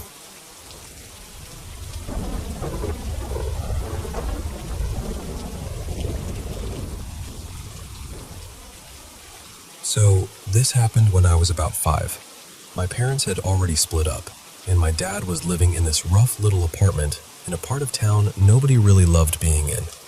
When my brother, Eli, and I stayed with him, we didn't have bedrooms or anything. We'd drag out these squeaky folding cots and sleep right there in the living room like it was totally normal. One night, I woke up for no reason, just popped awake the way kids do, and I saw something standing in the corner. At first, I couldn't make out details. It was dark, but I could tell it was a man-shaped figure. Just a person, standing still where a person absolutely shouldn't be. And I was terrified of the dark back then. Like, really terrified. But my parents had worked so hard to talk me down from that fear, They'd always go, "It's just a coat," or "It's only a shadow," or "That's the house creaking." So my brain tried to do that same thing automatically. My first thought wasn't, monster. Weirdly, my first thought was, is my dad messing with me? Which makes no sense, because he never played pranks like that. But I guess my little kid logic was like, maybe he's testing me. And I remember thinking, so clearly, if I react, he wins. So I tried to act like I didn't see anything and just rolled over like it was fine. Yeah, it was not fine. I couldn't fall back asleep. I waited a while, then looked again. Still there. Same corner. Same stillness. No shifting, no stepping, nothing. So I did what felt like the safest possible thing a 5-year-old could do. I pulled the blanket up over my head. Like the blanket was a magic shield, and every so often, I'd peek out. Each time I peeked, the figure was still there, quiet, patient, just standing like it had all the time in the world. The reason I'm bringing up the neighborhood is there were transitional homes nearby, the kind that come with a lot of scary rumors and, honestly, some real incidents. People talked. Parents warned their kids. We had rules like, don't go behind that building, don't walk home alone, don't talk to strangers. Stuff no kid should be carrying around in their head, but we did. So as the night dragged on and that thing didn't move, my thoughts shifted, slowly. And I hate this part, because it makes my stomach feel tight even now. I stopped thinking it was my dad. I started thinking it was someone who'd come in to take my brother. I don't know why that explanation clicked, but it did. It felt real, like my brain landed on it and couldn't let go. There was a door out of the living room, and it was loud, like it always stuck and made this awful scraping sound when you opened it. So I told myself, if he leaves, I'll hear the door. I stayed under the blanket, but I made this tiny opening, just enough to keep Eli in my line of sight, like I could somehow protect him just by watching. I kept listening, holding my breath between every little creak and pop the apartment made. Every so often, I'd flick my eyes back toward that corner, just to check.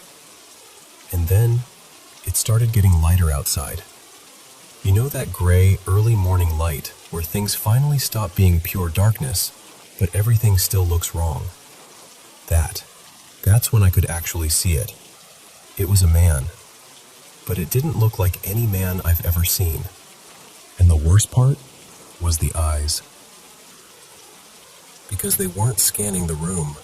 They weren't looking around. They were looking right at me.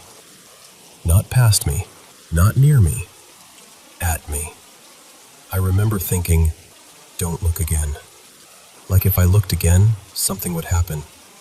So I pulled the blanket back up and just stayed there, completely still, waiting to hear that stupid door groan open. I never heard it. But when morning finally came, real morning, bright enough to see the whole room, I looked and the corner was empty. Nothing. No furniture, no hanging coat, no weird pile of clothes, no lamp making a shadow. Just bare corner, like it had always been bare. I didn't tell my dad. I didn't tell my brother. I didn't tell anyone for a long time.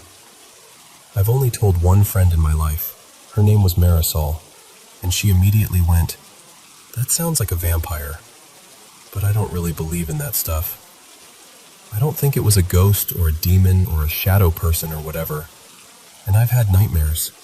I've even had sleep paralysis later in life, where you're awake but your body won't move, and your brain does horrifying things with shadows. This wasn't that. I could move. I could think. I remember making choices. When to peek, when to hide, how to watch my brother.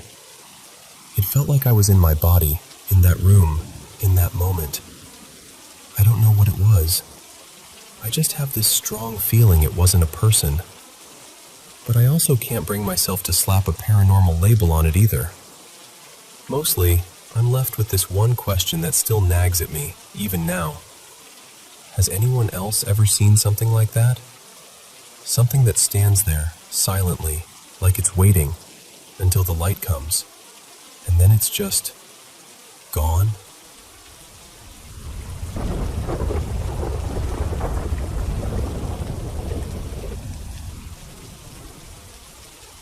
So, probably the most scared I've ever been in my whole life happened when I was like 17. Maybe just barely 18. You know that age where you think you're invincible and your entire personality is basically, let's party wherever we can. Yeah, that was me. That night, a bunch of us ended up drinking at this girl's place. She was connected to one of my friends somehow. Cousin? Stepsister? Half-sister? I honestly couldn't tell you. All I remember is she was around 20, and she was living alone in this house her mom owned. Her mom did something in real estate, I think, like property management or staging or something. The point is, no parents, no supervision, a whole house to mess around in. It felt like winning the lottery. We're hanging out, music on, people laughing too loud, cups everywhere. And early in the night, kind of casually, like it was a joke, she goes, "Oh, by the way, people say this place is haunted." And I laughed, totally brushed it off. Someone else chimed in like, "Yeah, my friend swears something followed him down the hallway once." And I was just like, "Sure, okay." I was not buying it at all, not even a little. At some point later, I passed out on this old futon in this back den, like an add-on room attached to the living room. I don't even remember deciding to sleep. I just woke up in the middle of the night in a fog, sitting up like my body did it on its own. And when I sat up, I was facing this big sliding glass door that looked out into the backyard. There was a small black and white cat sitting outside on the patio, perfectly still, staring into the house. At first I just thought, that's weird. Like, why is there a cat out there in the middle of the night? But it didn't scare me yet. Not right away. I started doing that half-awake thing where you're trying to remember where you are, where your shoes are, where your phone is. I'm rubbing my eyes, looking around, and that's when I noticed something that made my stomach drop. The cat wasn't looking at me. At all. Which sounds small, but think about it. If you move, a cat usually tracks you, even just a little. So I waved my hand, kind of stupidly, like I was trying to get its attention. Nothing. The cat didn't blink, didn't flinch, didn't even flick an ear. It was completely locked onto something inside the house, past me, into the living room area behind where I was sitting. Like I was invisible, like I wasn't even there. And that's when the air in the room changed. That's the only way I can explain it. It just shifted. It felt like my body understood something before my brain did. My skin got cold. My mouth went dry. And all of a sudden, I started hearing small sounds around the house. Not big, loud bangs, more like little movements. A faint shuffle from the kitchen. Something that sounded like a cabinet settling. A soft creak like a floorboard being tested by weight. And I kept telling myself, houses do that. Old houses creak. Fridges hum. Pipes tick. You're drunk and half asleep. Calm down. But the sounds weren't random. They felt directed. Like something was moving from one part of the house to another. Slowly. Intentionally. And the worst part was the feeling that came with it. This overwhelming sense that I wasn't alone. And not in the casual, other people are sleeping nearby kind of way. More like, something is here, and it knows you're awake. All I wanted, literally the only thing I wanted, was to get to the next room where my friend Dylan was sleeping. He'd crashed on a mattress on the floor, maybe 15 feet away. 15 feet. But it felt like a mile. It felt impossible. And the whole time, that cat stayed outside the door, staring into the room behind me like it was watching something pass through. Finally, I forced myself up, like I was moving through water, and I half walked, half ran into the room where Dylan was. I dropped down next to him and shook him hard. He woke up annoyed, all groggy and irritated like, "What are you doing, man?" And I leaned in and whispered, because I couldn't even say it at full volume, "Dylan, something is wrong. I swear something is happening in this house." And I'm not exaggerating. The exact moment I finished that sentence, the power died. Everything, all at once. The ceiling fan stopped mid-spin. The little lights on electronics blinked off. The room went silent in this really specific way, like you could actually hear the house losing electricity. Like a low hum winding down, the fridge cutting out, everything just shutting off. It wasn't like a flicker. It wasn't like, oops, the breaker tripped. It was instant. The timing was so perfect it felt impossible. Dylan's eyes went wide immediately. Like, wide. Because he went from dead asleep to sitting in darkness with me basically saying, "Something's in this house," and then the entire place going black in the same breath. We didn't move. We just laid there, stiff as boards, listening. I remember both of us breathing way too loud, trying to hear anything over our own panic. After what felt like forever, but was probably a couple minutes, the power came back on. The fan whirred back to life. The fridge clicked. The house made noise again. And we didn't really talk about it. Not in any deep way. It was more like we just waited until our bodies stopped shaking, and eventually, somehow, we fell back asleep. But I'll tell you this, when the sun came up, I couldn't get out of that house fast enough. To this day, I don't care what anyone says. That was the scariest moment I've ever lived through. And whatever I thought about haunted houses before that night, yeah, that night made me a believer.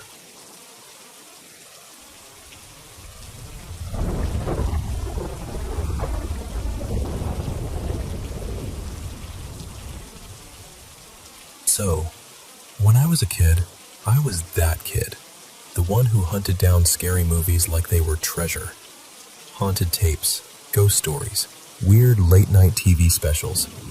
If it promised nightmares, I was in.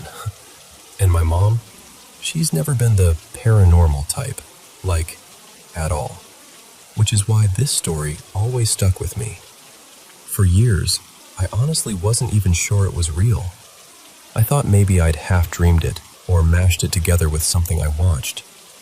But I asked her again recently, and she just nodded like, oh yeah, that happened. When she was young, her family moved constantly because her dad was in the Navy. They bounced around a lot, places like Washington, Okinawa, back through Europe for a bit. Always packing, always adjusting. But this particular thing happened while they were living in an old rental house in Montana. The kind of house that looks normal in daylight, but at night feels like it's listening. From the start, my mom said the house was cold. Not drafty old house cold. I mean, cold in a way that didn't make sense. Even in the warmer months, even with the heat running, some rooms stayed icy like the sun couldn't reach them. Everyone complained about it, but mostly in that shrugging way people do when they don't want to think too hard about something. Then one night, my mom had this dream. In the dream, she was standing in her bedroom, staring into her closet. And in the back of the closet, where there shouldn't have been anything but wall, there was a small door, like a little access door, the kind you'd only notice if you were looking for it. Dream Mom opened it, and sitting on the floor behind it was a little girl, maybe 6 or 7, hair messy, face pale, eyes way too focused. She wasn't crying or hiding or anything like that. She was just sitting there like she belonged there. In her lap was this old doll. The girl looked up at my mom and smiled. Not a friendly smile, not even a mischievous one. More like she was enjoying the moment, like she knew something my mom didn't. Then, still holding eye contact, she grabbed the doll and twisted, and she tore the doll's head clean off. In the dream, the little girl laughed, this sharp, delighted laugh, and my mom woke up immediately. Heart racing, skin prickling, that gross feeling you get when a dream leaves something behind in your body. She laid there in the dark, trying to tell herself it was just her brain being weird. But the dream felt too specific, too detailed. And the thing that really got her was the door. Because as far as she knew, there was no door in the back of her closet. But she couldn't let it go. So she got out of bed and went down the hall to wake up her older brother. His name was Marcus. She shook him awake, whispering fast, explaining the dream, probably sounding half panicked and half embarrassed. Like, I know this is stupid, but can you just come look with me? Marcus was sleepy and annoyed, but he went. Because that's what older siblings do when they're decent enough. They crept back into her room and pulled open the closet. And there it was. A small door, hidden behind hanging clothes in old boxes. A real one. Not imaginary. Not a trick of shadows. My mom just stood there for a second, staring at it, feeling that awful no, no, no sensation climb up her spine. Marcus opened it. And behind that little door was a shallow crawl space. Apparently it led under the bathtub. just enough room for someone to shove things in there, or for things to end up there. And on the floor inside was a doll, an old doll, with its head ripped off. But his face went weird too, tight and pale in that way that says, I don't like this. I'm trying to act brave, but I don't like this. They slammed the little door shut and backed away like it might reach for them. I asked my mom if they told their parents, and she kind of hesitated when she answered, like the details were blurry after all these years. But she said her mom, my grandma, was the superstitious one, the one who trusted gut feelings and kept little charms in drawers and believed houses could hold on to things. Whether my mom confessed the whole story or not, the mood in that house shifted after that. Like nobody wanted to be alone in certain rooms anymore. Like everyone started sleeping with doors open, lights on, radios playing softly, anything to make the silence less thick. And eventually, my grandma decided she couldn't handle it.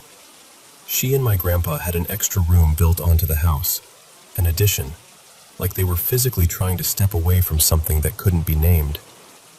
And here's the part that still creeps me out. That new room was the only place in the whole house that felt normal. It was warmer, brighter, less heavy. So little by little, everyone migrated into it. Kids, parents, everybody. Mattresses on the floor, blankets piled up, all of them sleeping in the same space like an unspoken agreement. We're not sleeping in the rest of this house if we don't have to. They stayed like that until the next move. And my mom, who still doesn't care about ghosts, who still rolls her eyes at paranormal stuff, told me this story in the same tone you'd use to describe a broken stair or a leaky pipe. Like it was just something that happened. But every time I think about that dream, and that little door, and the doll waiting on the other side, I get that same cold feeling she described, the kind that doesn't match the season.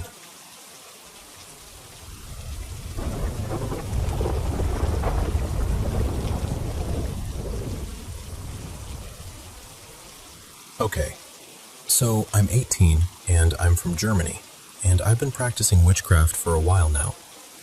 I'm not someone who works with a bunch of entities or anything like that. If anything, I keep things pretty simple. I mostly just exist alongside whatever's already around me. And in my room, I've always felt like there are spirits, ghosts, whatever you want to call them. It's never been a scary thing, more like familiar. Stuff goes missing and shows up in weird places. Sometimes a candle will go out like someone gently blew on it. And I'd honestly talk out loud sometimes like, "Hey, I see you," because it never felt hostile. It felt like roommates I couldn't fully see.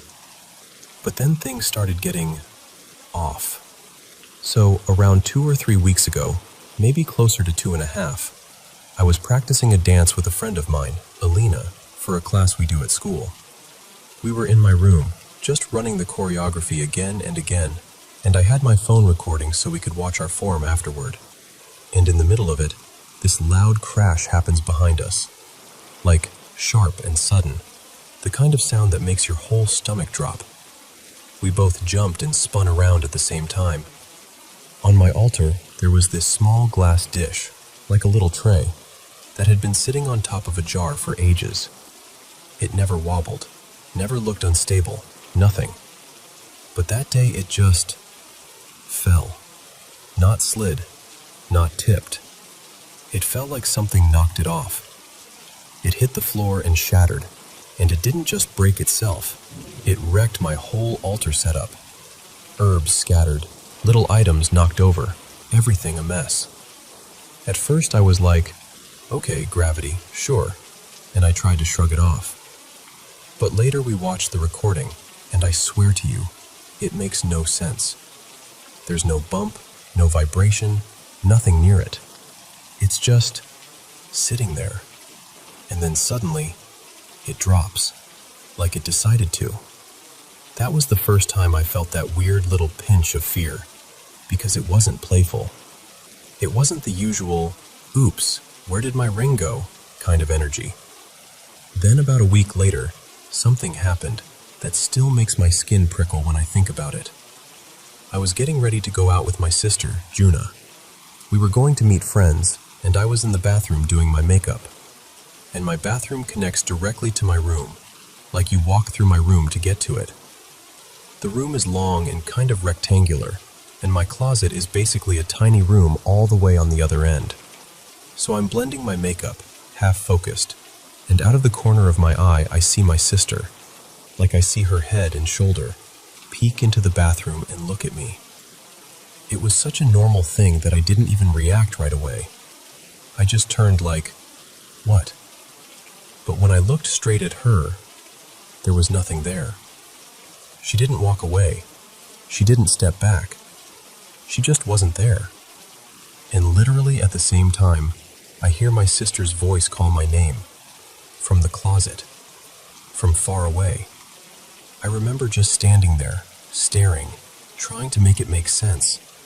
Like maybe my brain glitched. Maybe it was a reflection. Maybe I was tired. So I walked over to her and asked, "Did you just look into the bathroom?" And she goes, "No, I've been in here the whole time." Both of us got quiet for a second, and then we did that thing people do when they're scared but don't want to admit it. We laughed. Like, nervous laughing. Because we're both practicing witches, and we've had weird moments before, but this felt different. Like something pretending. And that's what bothered me the most. Because the spirits in my room, the ones I thought I knew, they'd never tried to scare me. Never thrown something off my altar. Never mimicked someone I love. My parents are divorced, so I go between houses. I was standing outside my mom's apartment door, keys in hand, and Juna was next to me. I was about to unlock the door when I felt a tap on my shoulder. Like a hand. Not a brush, not fabric, not wind. An intentional tap-tap. I whipped around so fast, ready to yell at my sister for messing with me, but she was just standing there with both hands visible, looking confused. And my brain immediately went, spider. I don't even know why, it was just panic. I screamed and started swatting at my shoulder like something was crawling on me, but when I checked, there was nothing. No spider. Nothing. And then, because we're us, we laughed again. Like, "Oh my God, you're so dramatic," and we went inside. But later that night, I couldn't stop thinking, what if that was the moment it attached? Like it followed me in. Like it wanted to come with me. I've been staying at my mom's since then, and yesterday morning, I woke up and my legs were covered in bruises. Like, a lot of them. I just stared at them, trying to tell myself I probably bumped into something and didn't notice. Maybe I was restless in my sleep. I didn't want to panic, so I forced myself to act normal. But then in the evening, I went to shower, and while I was in there, my legs started bleeding. Not like a little dot, like actual blood. When I looked, there were scratches on my skin that weren't there before. They were thin, like tiny lines, but the amount of blood didn't match how small they were. It freaked me out so badly I felt cold all over. That was the first time I felt genuinely scared. Not curious scared. Not, that was weird scared. Like, unsafe scared. So I did what I know how to do. I performed a protection spell. I put a glass of salt and water in my room at my mom's, like a boundary, like an anchor, something to catch whatever this is. And I tried to tell myself, I'm protected, I'm okay, I'm in control. But I can't stop thinking about how people always say ghosts don't really follow you. Like, they're tied to places, not people, unless it's something darker. And I hate even letting my mind go there, because I don't want to feed it fear, but I'm terrified.